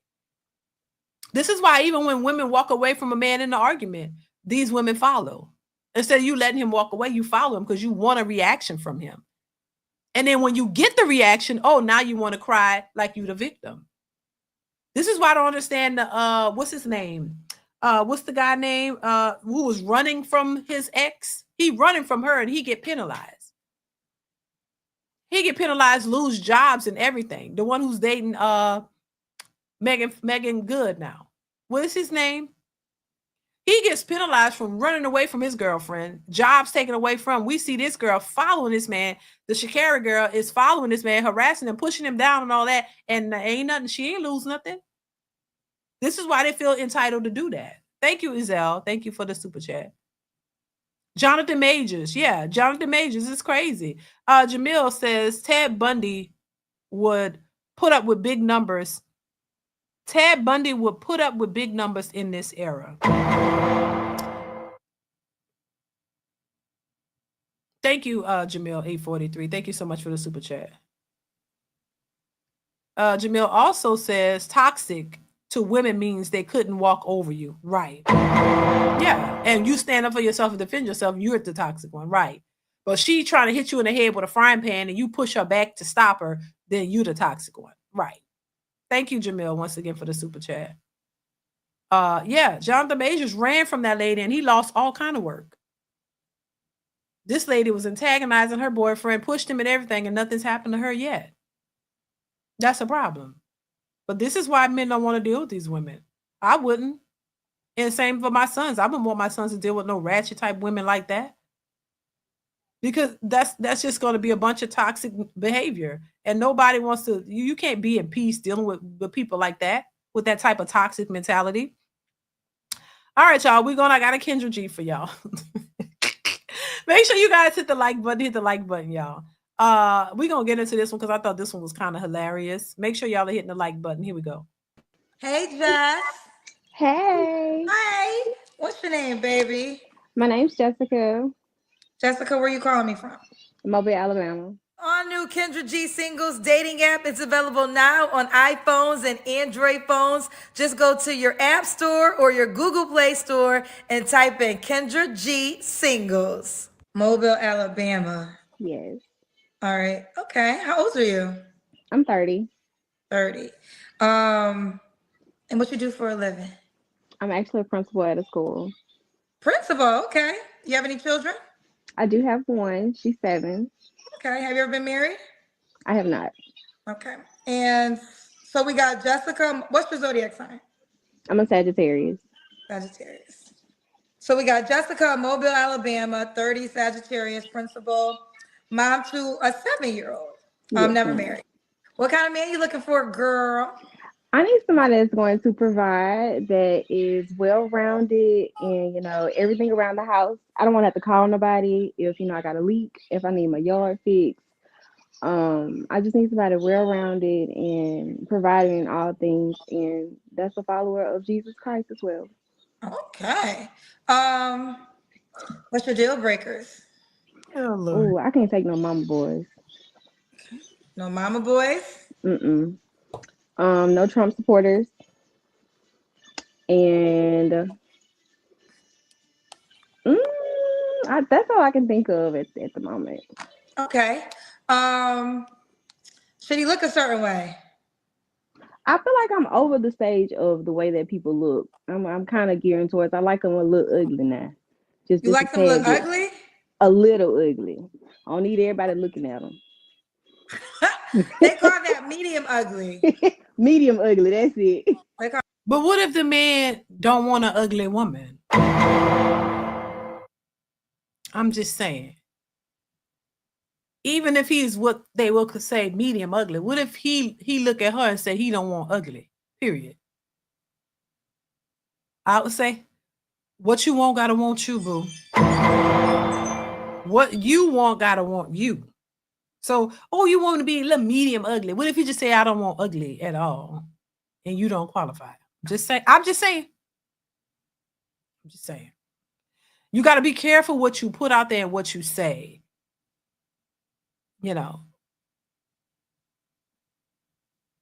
Just saying. Let's continue. Medium ugly. Okay. Should he make a certain amount of money? Yes.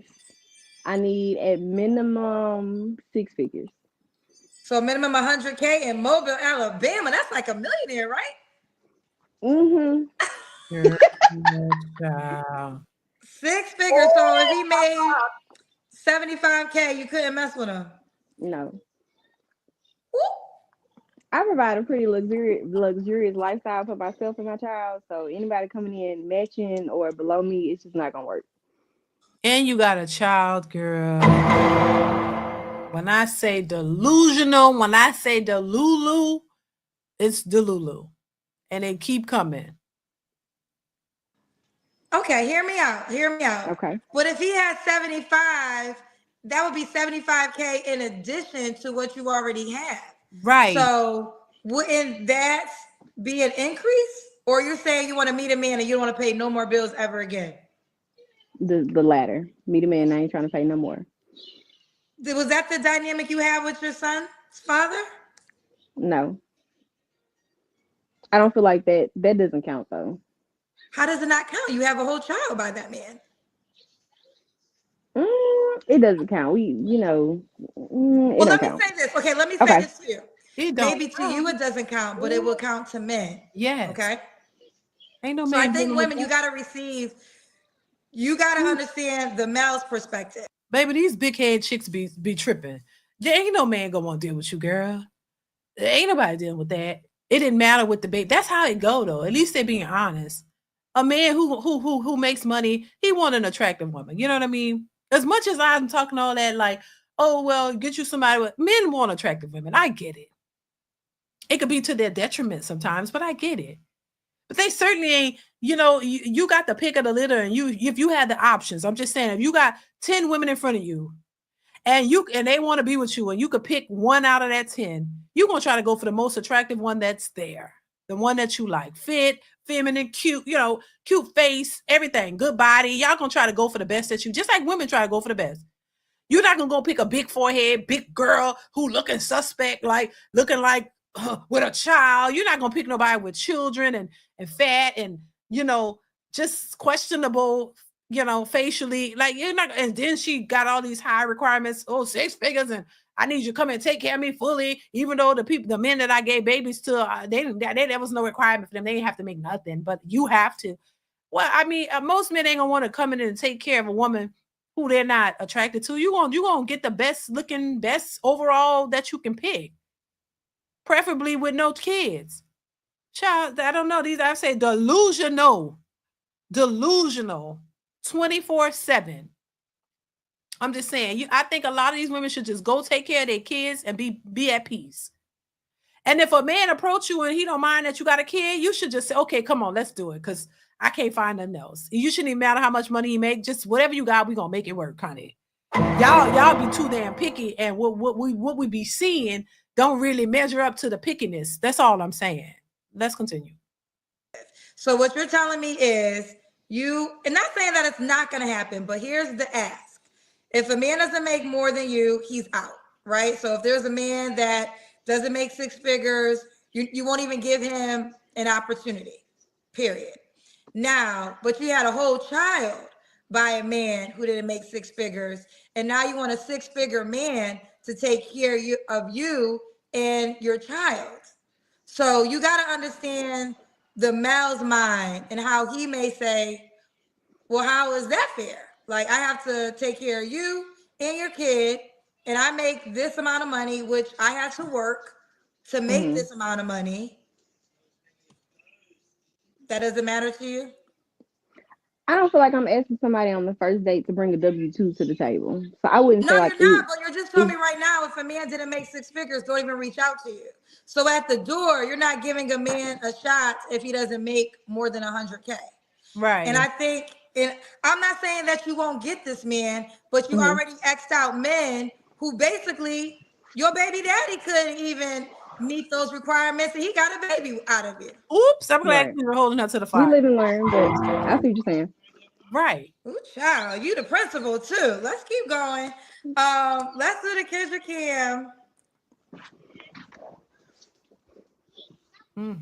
I'm in my jammies because it's nighttime. Okay. All right. Okay. Oh my God. Jessica, what's the age range you would date? You're 30. I would have to say 35 to 55. Okay. 35 to 55. Could he have kids already? I prefer not, but one at max. One at max? Boy, you prefer a man with no kids too? Yeah. Okay, so let me get this straight. You gotta make 100K, Girl, provide for you and your 7-year-olds, and he should also not have kids. Correct. Why would that man do that? I just feel like the person that's for me is going to provide for me and my child, Mm-mm. and it's going to be about us as a unit and not anything outside of that. Well, Mm-mm. yeah, Now, if that it's was the getting child's father's job to do that. Exactly. That was the deal you're supposed to make with him. So now you're asking a man who never had a kid to make that deal with you, and you're saying if he mhm. had a kid, you wouldn't even do in return for him. Right. Preference wise, I wouldn't want nobody that had a child. I mean, if they got a child, okay. But preference wise, perfect, ideal, I wouldn't want nobody that had a child. Can you explain to me why you don't want a man with a child? I feel like that would come with too much drama. So you wouldn't date yourself. No. Oh, child. Well, at least there you have it. Yeah, There, well, I don't, but you expect men to date you. You just could cancel Christmas, ma'am. Oh my Cancel God. Christmas. You just, I mean, hey, you wouldn't even date you, so why would anybody else want to date you? I'm just saying that's not wasn't a good pitch or a good sale or anything. You just cancel Christmas. You just told men what they needed to hear, which they already wasn't probably. You know what I'm saying? I'm just saying it really ain't the type of man you looking for. It wasn't really checking anyway. That's just my opinion. But you really just fumbled whatever you was trying to push by saying you wouldn't even date yourself. So if you don't want to date yourself, you see something wrong with it. So what you think? You think these men gonna come and date you? No, no, no, no, no, no, no, no, no. It's just they don't even see the logic, but they then when they start to see it, they start looking crazy and getting mad. Watch.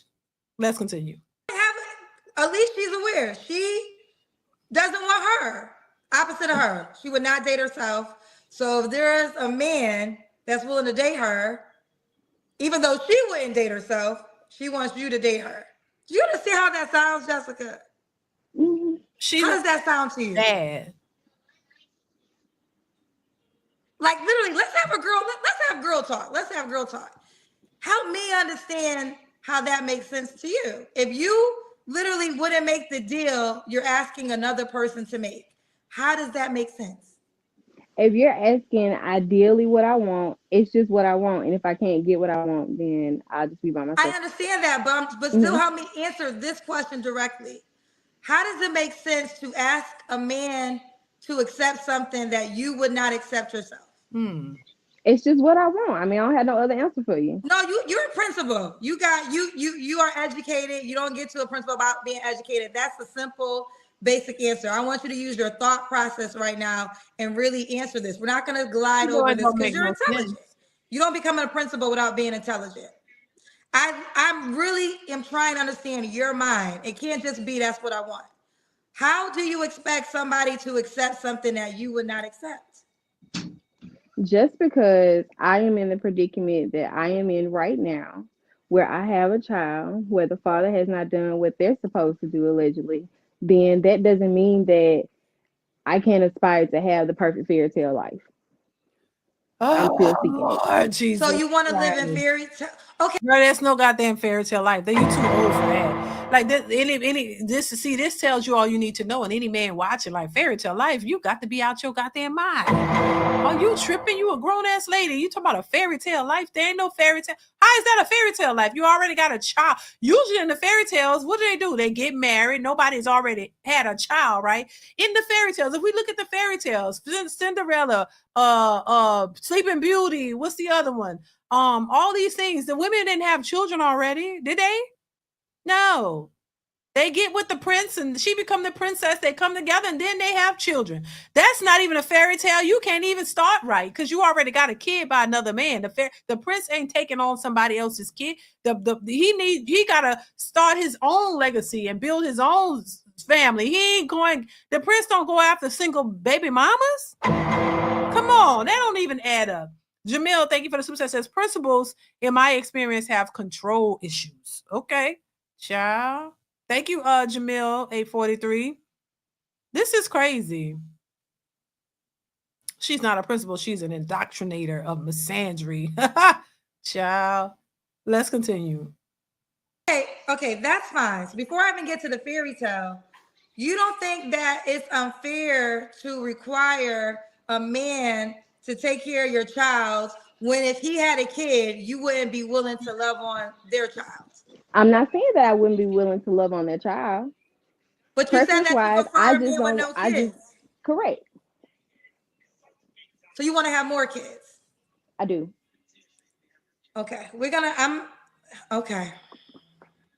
Now back to fairy tale. So if this man never comes along, you're fine with just you and your child for the rest of your life. I am. Okay, be happy with that, ma'am. Just be happy with Okay. that. Yeah. Did I ask you your last relationship? Uh-oh. No, you didn't. When was your last relationship, honey? 2 years ago. You don't have to answer, but I'm gonna ask. When's the last time you was intimate with someone? 2 years ago. All right. So are you on a celibacy journey? I am. Until when? Until my husband. Woo! Okay. Okay. Just what I thought. Just what I thought. Okay. Okay. Here we go. So we have to make 100K. That's our preference. If he makes less, don't even reach out. Prefers a man with no kids. And he will not have sex with you until your wedding night. Correct.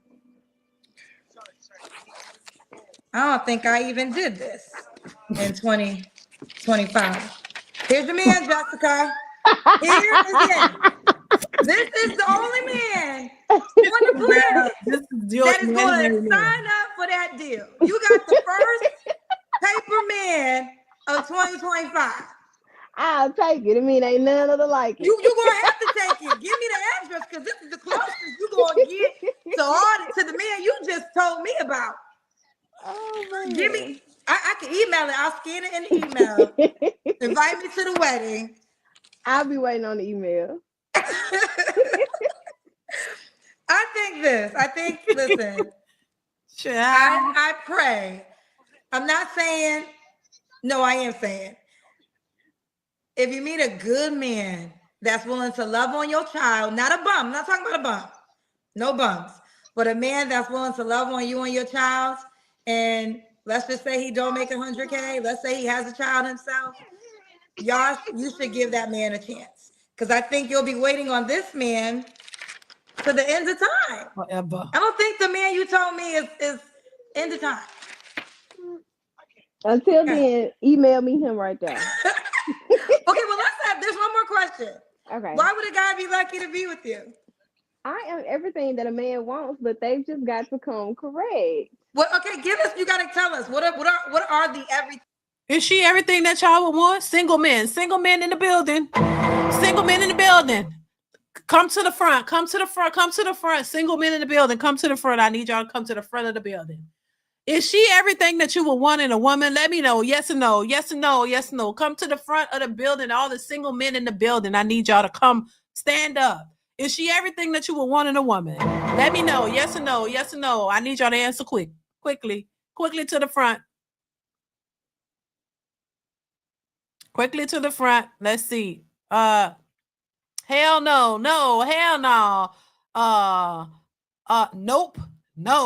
Nope. Empty. Nah, I'm good. She gonna end up marrying a school janitor. Ooh, hell to the nah. All right, hell no. Hell no. She laughing when this is her life. We can laugh, but why?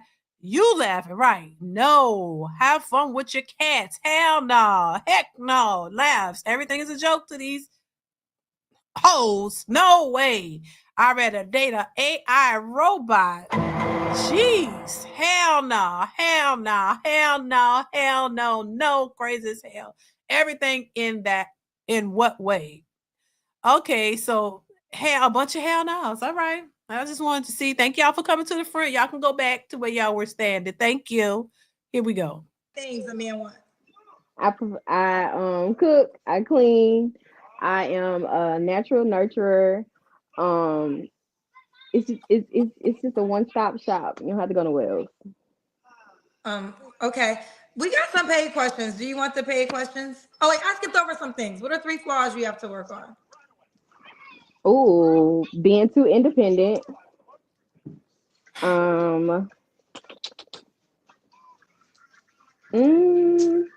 What else? I know you put me on the spot with that one.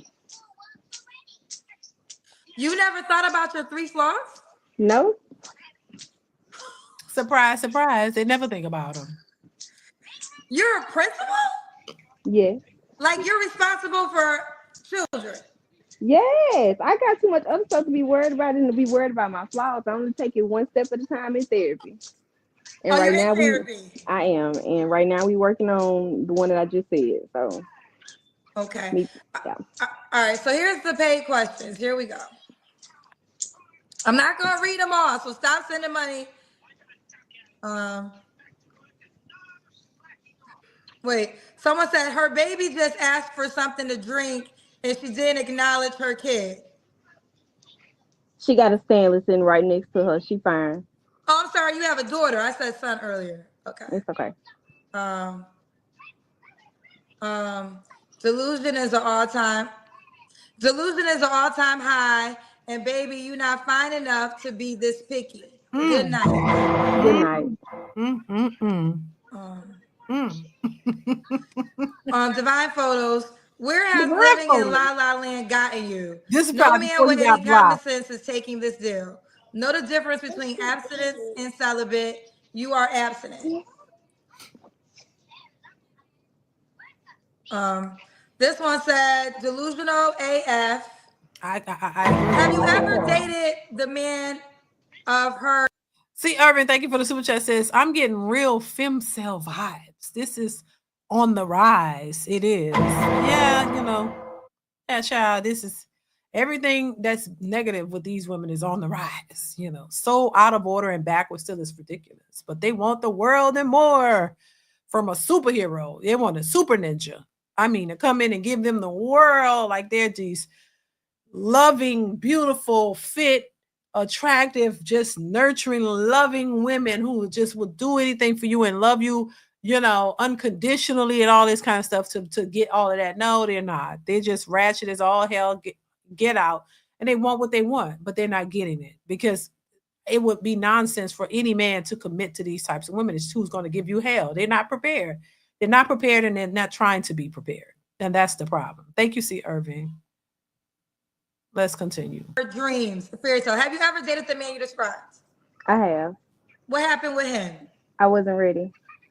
You met a man. Okay, he made six figures. Mm-hmm. He had no kids. Correct.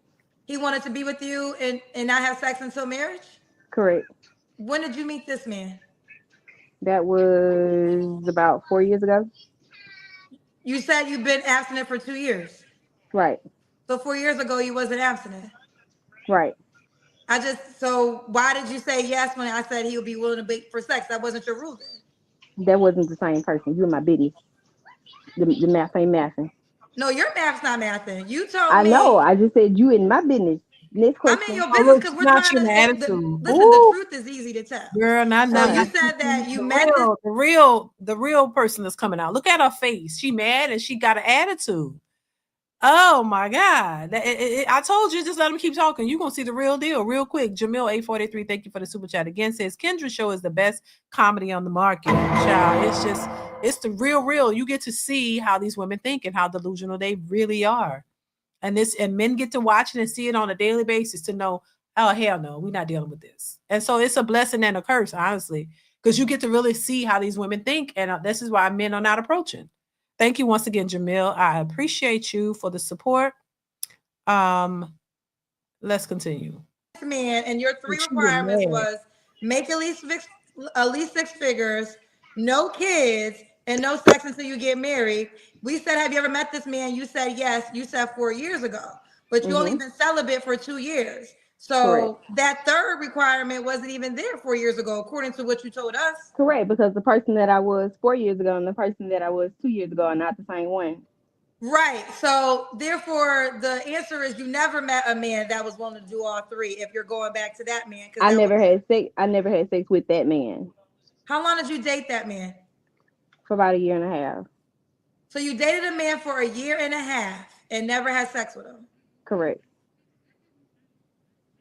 Why did you date him for 1 year? So, okay, you didn't have sex because you didn't like him? I wouldn't say it wasn't because I didn't like him. I was just trying to see what else was there besides a physical connection. Girl, for okay, a year and a half? 4 years ago, you didn't have sex with him, but you had sex with somebody else because you said your celibacy just began 2 years ago. So Right. as you was dating him, you was sleeping with somebody else? Correct, because it's called dating. We weren't in a relationship. Yeah, because you didn't like him. This is what it comes down to. So the man that he was, I don't know what he Oh my lacked, God, Kendra, but ass. he made 6 figures. Look at her. Right? You're telling you. Right. I'm going for what you told me. She pissed. She mad that Kendra's going deep. But oh, I like when Kendra go deep like this. This is an older one, but yeah, I like when she really start breaking it down because they can't stand it. XYZ, thank you for the super chat.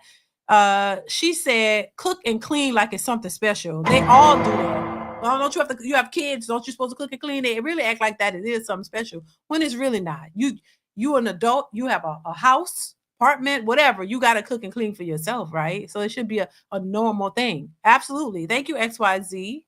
I appreciate you. Rainbow Kid, thank you for the super chat. Says the wig gives her super confidence. She not talking like this without that wig on. I promise you. LOL. I agree. Rainbow Kid, I agree. The wig gives you superpowers. I'm just saying. It really do. It makes you think that you're better than what you are. That's why they be like shaking it in. You know what I'm saying? It does. It's like their superpower, the super wig. You know? Thank you, Rainbow Kid. Let's continue. I thought you were going down the list. Okay. No, he made 6 figures. You're saying yes, and he had no Correct. kids. Correct. And while he was dating you for 1.5 years, you was sleeping with another person. Yes. Look at her face. So the person you were sleeping with, did he not make 6 figures? That's irrelevant. It is. No, it's not. Because the point of the matter is we're about to prove that you will have sex with a man that doesn't make 6 figures. You will have a baby by a man who doesn't make 6 figures. But now you got these other requirements of a man that you've never met. So that guy must have didn't make 6 figures that you were sleeping with while the 6-figure guy was dating you. But it's called dating. You can't talk to multiple people while you're dating. But I want you to understand, the first of the question is this: you lied. You never met a man that had all those 3 that wanted to be. Oh, look at a her. lie. Hold on. What is it? John Baptiste. Thank you for the super chat. Says, can you make more videos with your husband? I try. Look, my husband works hard. My husband is working. You know, and there's certain times of the year where he works more often.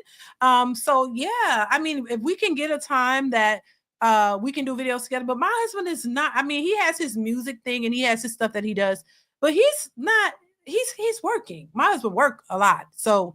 Yeah, I mean, if I can get a time to have him come on or whatever, he's been on here, but it's been a while. Yeah, he's focused. My husband got to work. You know what I'm saying? He's not trying to come on social media like that. He does his, you know, he got a lot of things that he's working on and doing. So I'm not trying to bother him with trying to come do this. You know, this is not his lane. This don't pay him. He got to work. So he got to focus on what he got to do. I'm not trying to like bolster him into doing this social media stuff. He's really not really a social media person for real.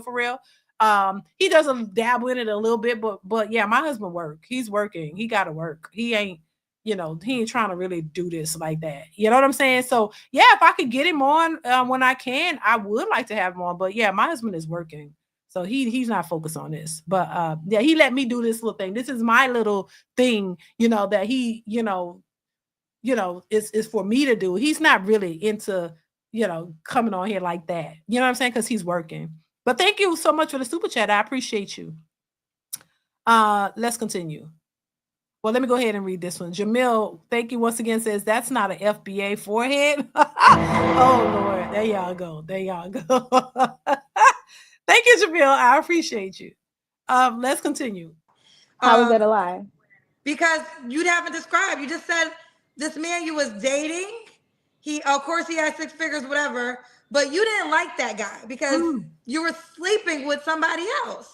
So if this guy had all these things that you had, you didn't like him, so you didn't want to have sex with him. So you went to have sex with a guy who did not make 6 figures.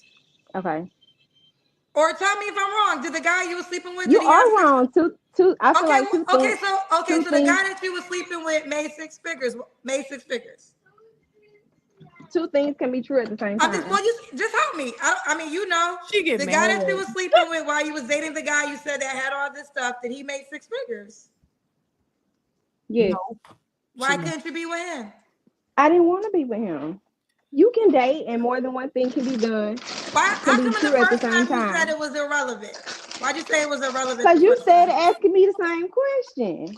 No, I wasn't. I was asking about the guy that was able to have sex with you while the other guy who dated you for a year and a half couldn't. She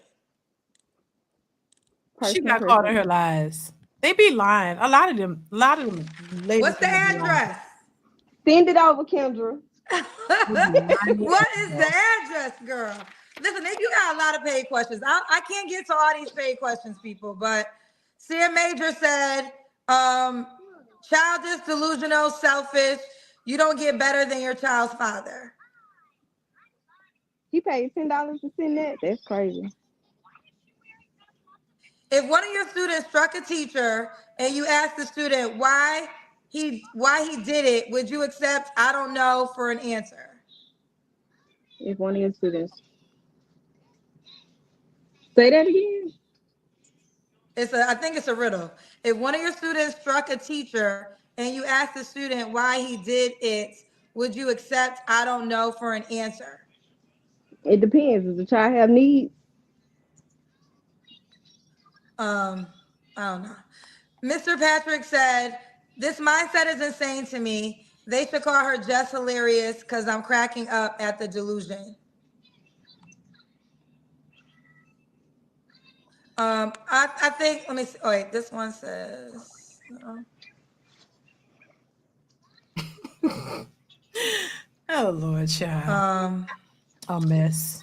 All right, I think we're done with the questions. We did the why would a guy be lucky to be with you? Are you on the dating app, Jess? I am not. My friend actually put me up to come onto your show. I didn't know you had an app. Well, you should cut your friend out after. She set you up. She set you up.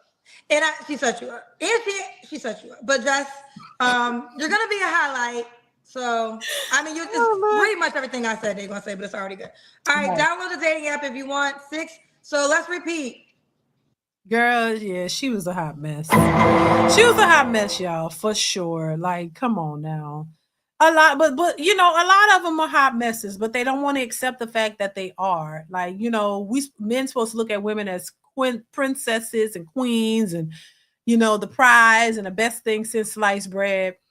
And you're not supposed to look at their flaws. You're not supposed to take them, you know, look at the delusional aspect of them. You're just supposed to take them as they are, as they would say. If you what's the saying? If you can't accept me at my worst, then you don't deserve me at my best. But you won't accept the man at his worst.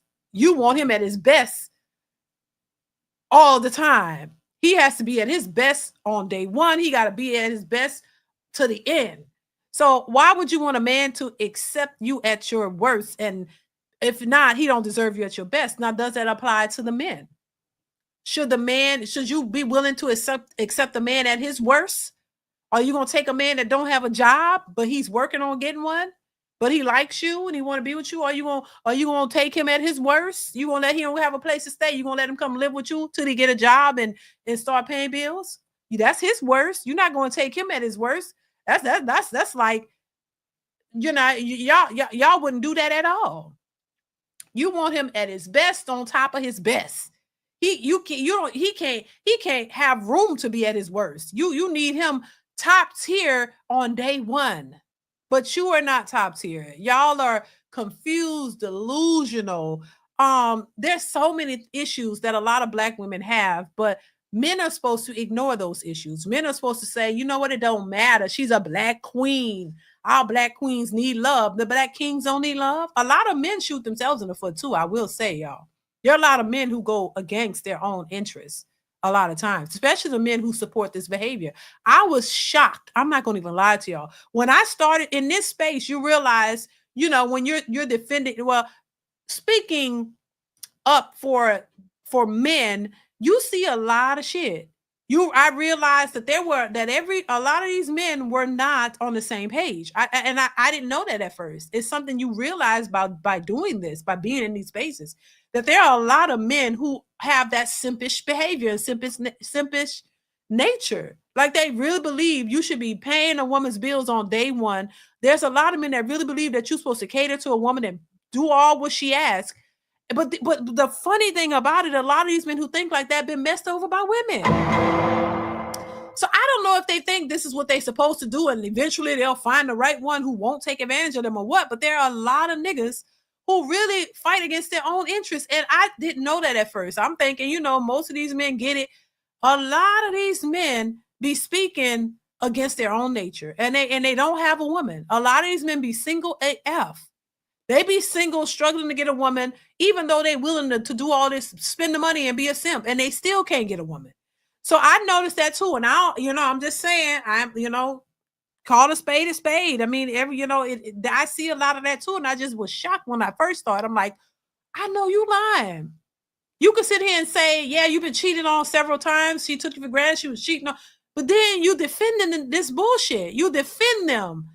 Well, women, I'm like, what? And look, I don't think you should put everybody in the same category. Every woman is not a gold digger. It's not, trying to take advantage of you. Just like I don't think every man is a bad man and trying to take advantage of you and all this kind of stuff. But both sides do exist. So I'm just like, some men think the fix is to just give women what they want. Ouch, shit.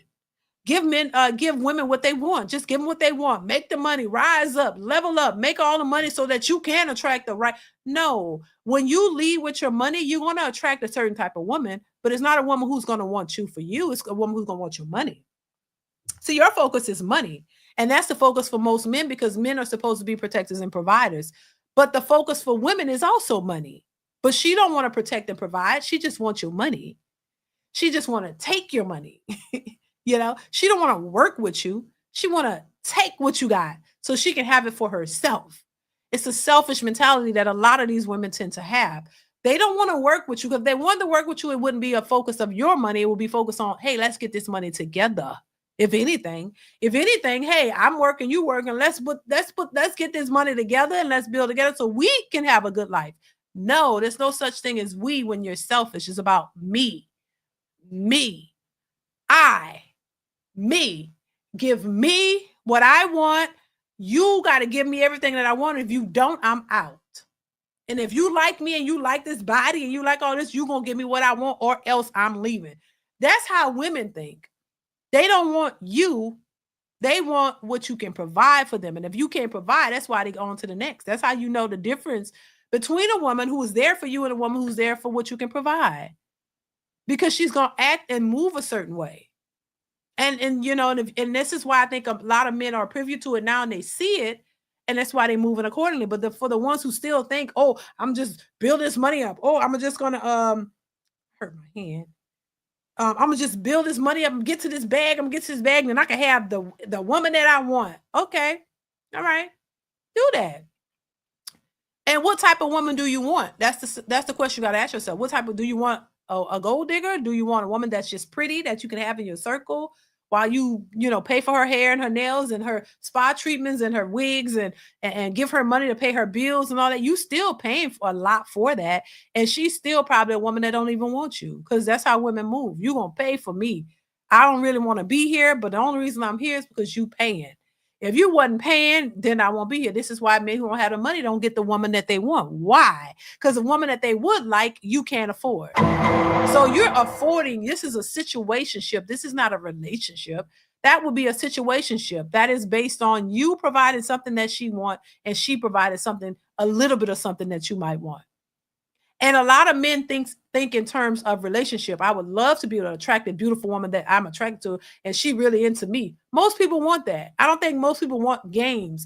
Most men want an attractive woman that they like and that she likes them equally, and that they can build something together. But I think a lot of times they get it mixed up because you think, oh, I can level up, make this money, and then I can go, and this woman gonna see that I got this, and I live here, and I have all these things. Yeah, she gonna see that, but she looking at you like, okay, now I need you to spend that on me. So it's not. This is why building your money up for a woman is dangerous, because it's not gonna guarantee you're getting what you want. You're just getting a little piece of something, and it's a cost for it. So you're paying for it. And I know we've talked about this, and they're like, well, everybody gonna pay. That's true. But I'm saying, how do you want to pay? Do you want to pay with a person you know don't want you? You want to pay with somebody who clearly is telling you, I don't want you, I just want your money. And you're willing to give it, I'm going to take it.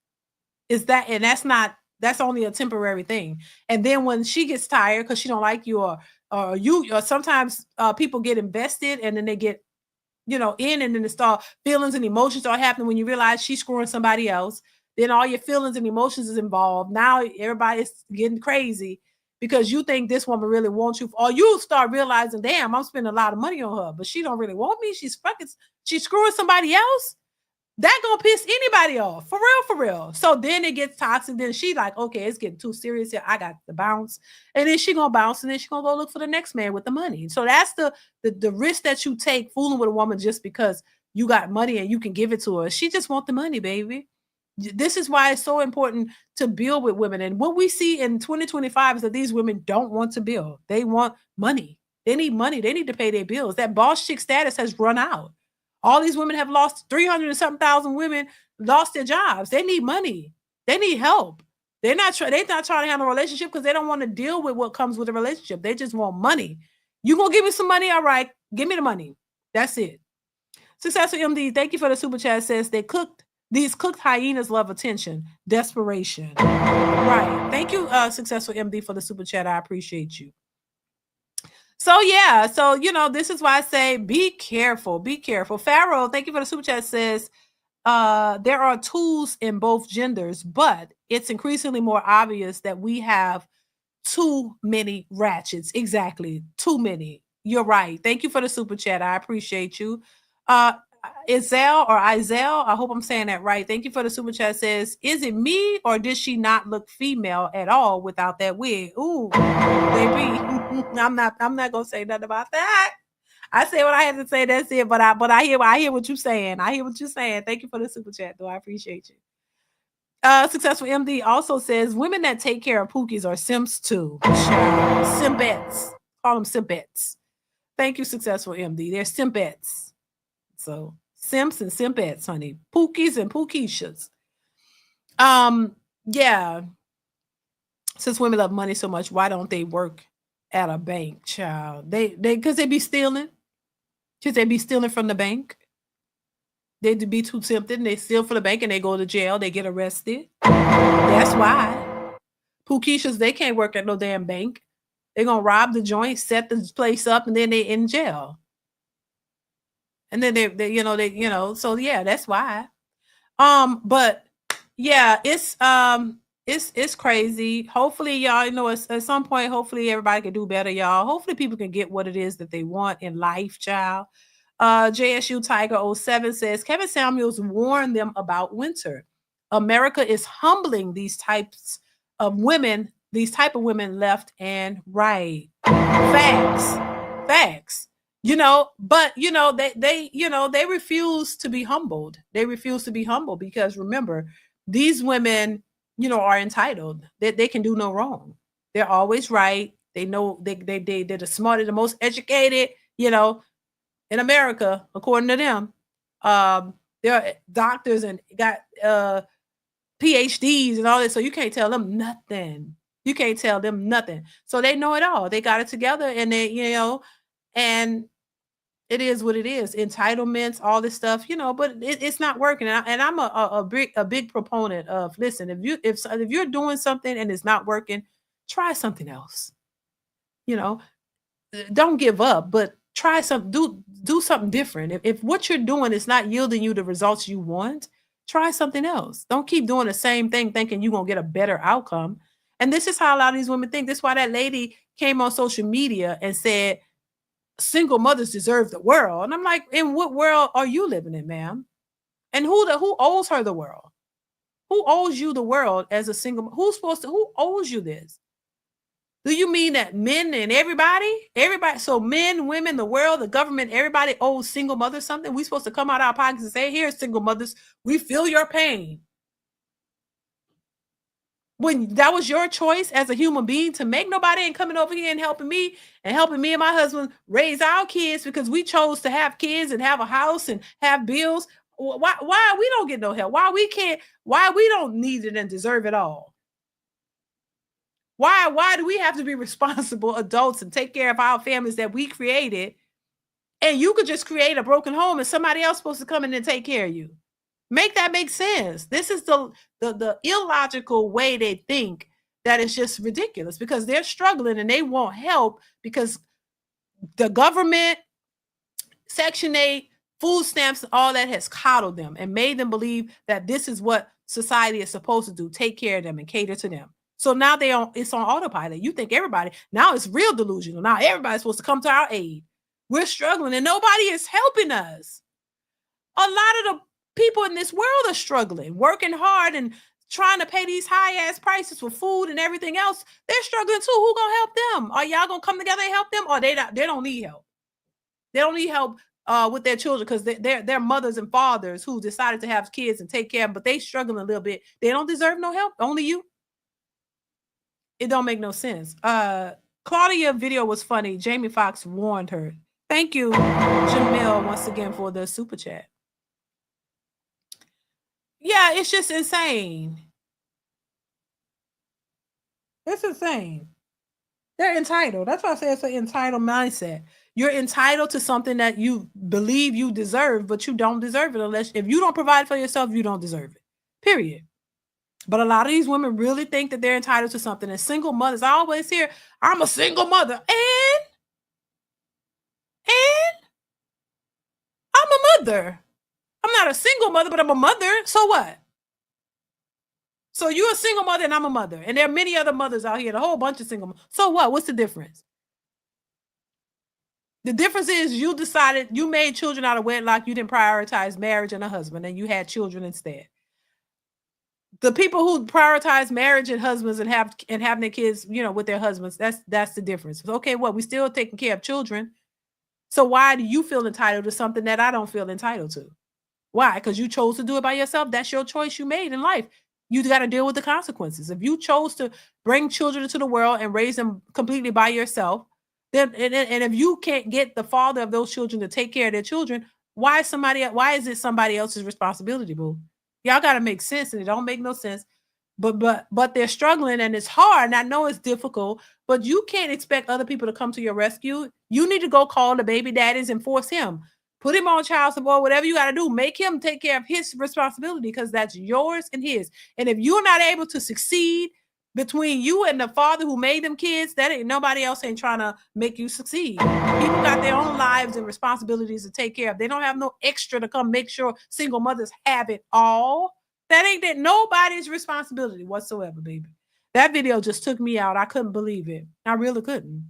XYZ says somebody gonna take care of all of these kids, right? Lady with 15 and 20 kids, somebody need to be held accountable. I couldn't believe that either.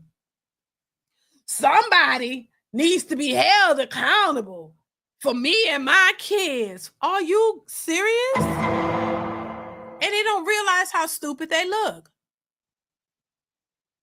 But this is entitlements. And as long as these women believe that they're entitled and they're made to believe that they're entitled, they're going to keep acting like this. This is why you always hear, I deserve it because I deserve this. I deserve that. You don't deserve shit that you don't give to yourself, baby. You don't deserve. Why you deserve? From who? From who? From where? From who? Who's supposed to? Where you getting this deserved stuff from? Who's supposed to give it to you? It just don't make no sense.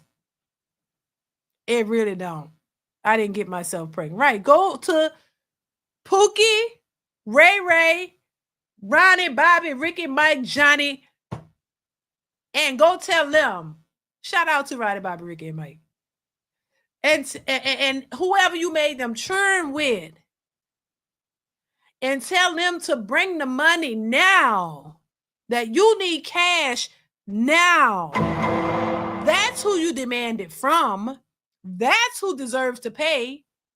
You and the ninjas who made them damn babies. That's your responsibility. That's not our kids. That's not the government's kids. That's not nobody's kids, but you and the person that made them. So you need to say, call them up and tell them you need cash now and that you deserve it all.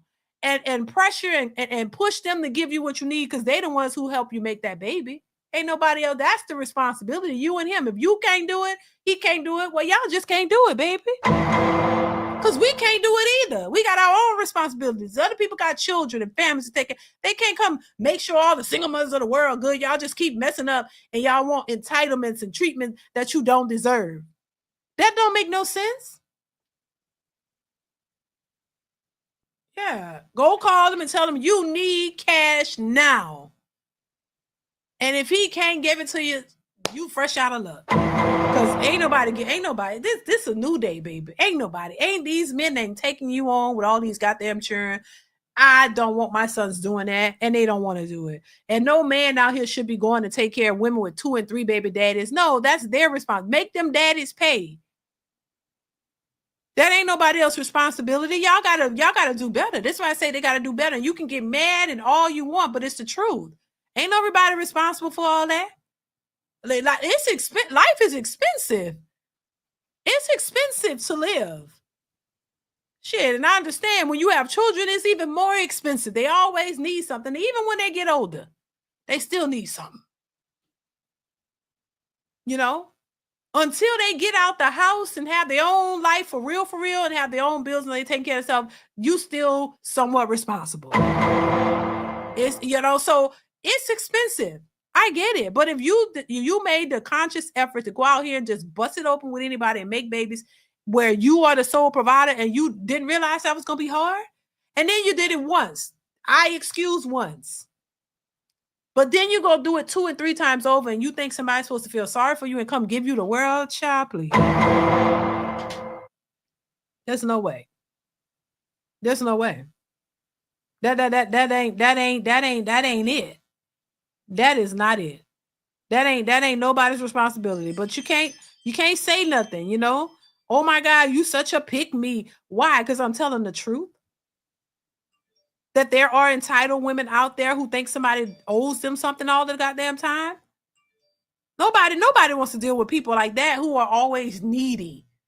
And you don't want to go and work for yourself, and especially work to take care of your responsibility. You don't get a prize for saying you taking care of your kids and you bring them to school and you feeding them. They're your goddamn kids. You're supposed to feed them. That's what you're supposed to do.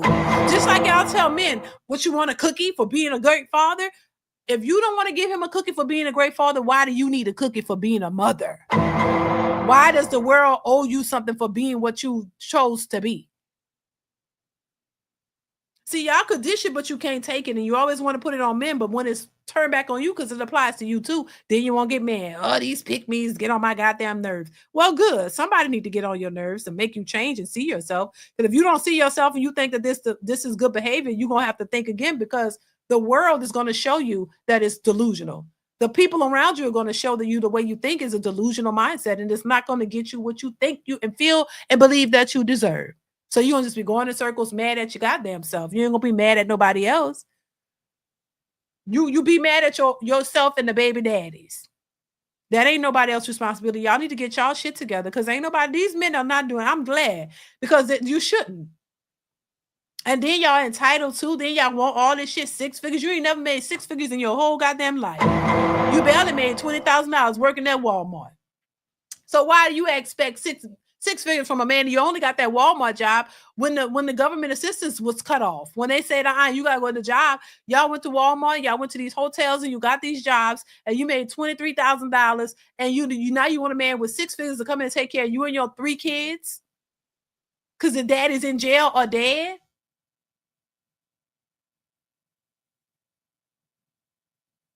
And people supposed to give you the world?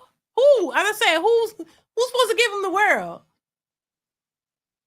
The daddies was scammers and drug dealers and stuff, and they got shot, or they in prison. And who?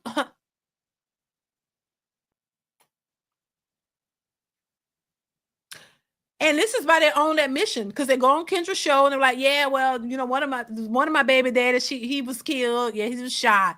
The other one's in prison, and the other one is a narcissist, and the other one is just ill. He's just ill. The ill you gave a baby to, though. He was so ill, you gave him a baby. You rewarded him with a baby. And you know he was ill from the beginning. You know he wasn't bringing nothing to the table from the beginning, but you still opened your legs and gave him a baby because it was good. and you just gave him a baby, and because he was so nasty, he was so, oh my God, he was so horrible. But you keep picking horrible niggas and making babies with them, and then complaining, and then the world owes you everything and 10 bags of chips. The world owes you and your children. The world, we all supposed to collectively come together and stand outside all the, oh, come on, single baby mamas, come on, let's round them up. Come on, let's give them the world. Everybody, let's put it in the pot so we can help them out now because they single mothers. Ooh, come on now. Let's just give them everything they need.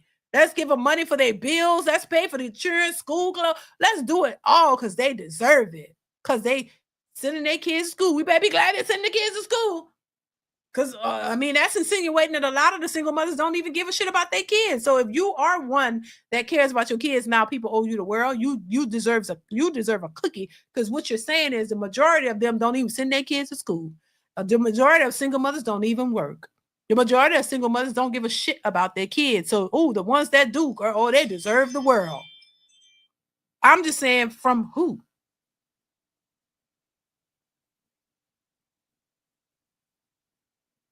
That's crazy. Right.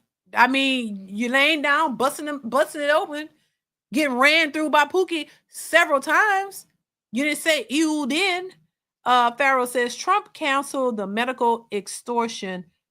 The next bum category will be ex-nurses. 2025, 26.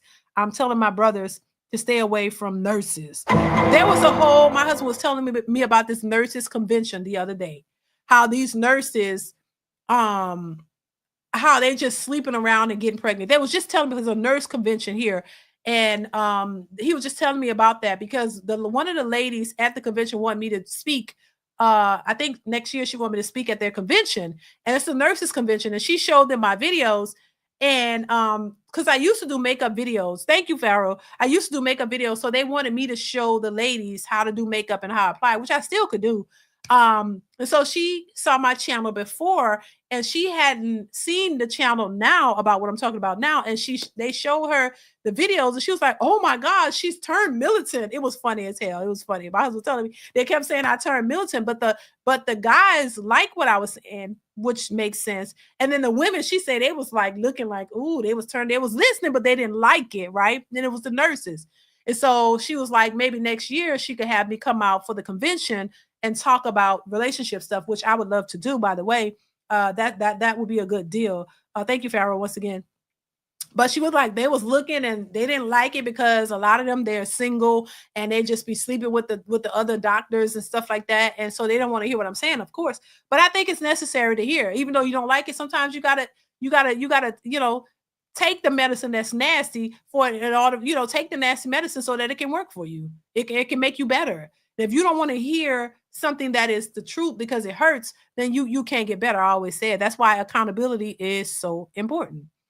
Irvin Hunt, thank you once again for the super chat. Says, DeeDee, you cooking today. Thank you. I appreciate you, Irvin. Thank you so much for being here. Jamil says, DeeDee, this is a classic rant. Thank you, Jamil. Yeah, it's just what it is. You can't ignore it, Classic Perspective says, oh yeah, nurses are some of the biggest sluts that exist. Yep. And I mean, it was interesting to hear. Thank you, Classy. I appreciate you. It's interesting to hear. That's what I'm saying, in real time, in real life. The other day, my husband was telling me, yeah, those they have the nurses convention, and the lady over it, she knows me and she want me to speak. And she said that lady was saying this one here was pregnant, and this one and this and that. And so, it's not to bash the ladies, but it's to maybe enlighten them on something they may not have been privy to, or maybe they didn't know any better or whatever. It's not about bashing. It's about just being honest. And I think honesty is the best policy. I think if you're truthful about things, you can get to the root of the problem and fix it. If you're trying to sugarcoat it and coddle people and not tell them the truth, I don't think that that's helpful in any way, shape, or form. You know what I'm saying? Are you going to do it? Yeah, if she's offering, hell yeah, I do the convention. Yeah, for sure. I like doing those. So yeah, I just think it's important to be honest as you possibly can with yourself and with others. It's just because that's the only way to get to the root of a problem to fix it. A lot of nurses are mean nurses. Oh wow, they shouldn't be. You would think to be a nurse you shouldn't be mean, but you come across a lot of them that have attitudes. I know that. And if you're working in that field, you shouldn't have attitudes. You got to deal with people and people's livelihoods. So you shouldn't be mean or nasty or any of that, in my opinion. Thank you, Jamil. Once again, I appreciate you. Will you? Yeah, if I did it, yes, I will record it, Lorenzo. Yeah, if she's still offering, she said next year because this is the convention for this year. So this one is wrapping up tomorrow. So this one is wrapping up. So it wasn't time for this one, but there'll be plenty of time for next year. So hopefully, if she's still interested, yeah, I'll record it. Yep. All right, y'all. I'm gonna get out of here. I was gonna open a panel up. I'm tired. I gotta get off of here. I have some things I gotta do, but I do appreciate you guys coming in and supporting the channel. Thank y'all so much for being here. Shout out to everybody who gave super chats and cash apps. I appreciate you guys so much. Also, hit the like button on your way out. Thank y'all for the entertainment because it is entertaining to hear y'all thoughts and y'all comments and stuff. It really makes me laugh. I ain't gonna lie, but I appreciate y'all comments, y'all responses, the support, and all of it, you guys. Stay tuned for more content. Stay tuned for more videos, you guys. Make sure you are watching the videos posted. Go over to the channel, watch the videos that posted. At least watch it. Let it play. Hit the like button, y'all. At least support in that way. I want to get the numbers up on the videos that are already posted, y'all. So make sure you go over and do that. That is very, very helpful. Also, if you are new in the building and you haven't subscribed, hit the subscribe button. It is free to subscribe to support the channel, and turn on the notification bell so you'll be notified when I go live or post new content. All right. So thank y'all once again. I appreciate you guys. Enjoy the rest of your weekend. Y'all be safe out here in these streets, and I'll catch you in the next one. Mwah. I'll see y'all later. Bye.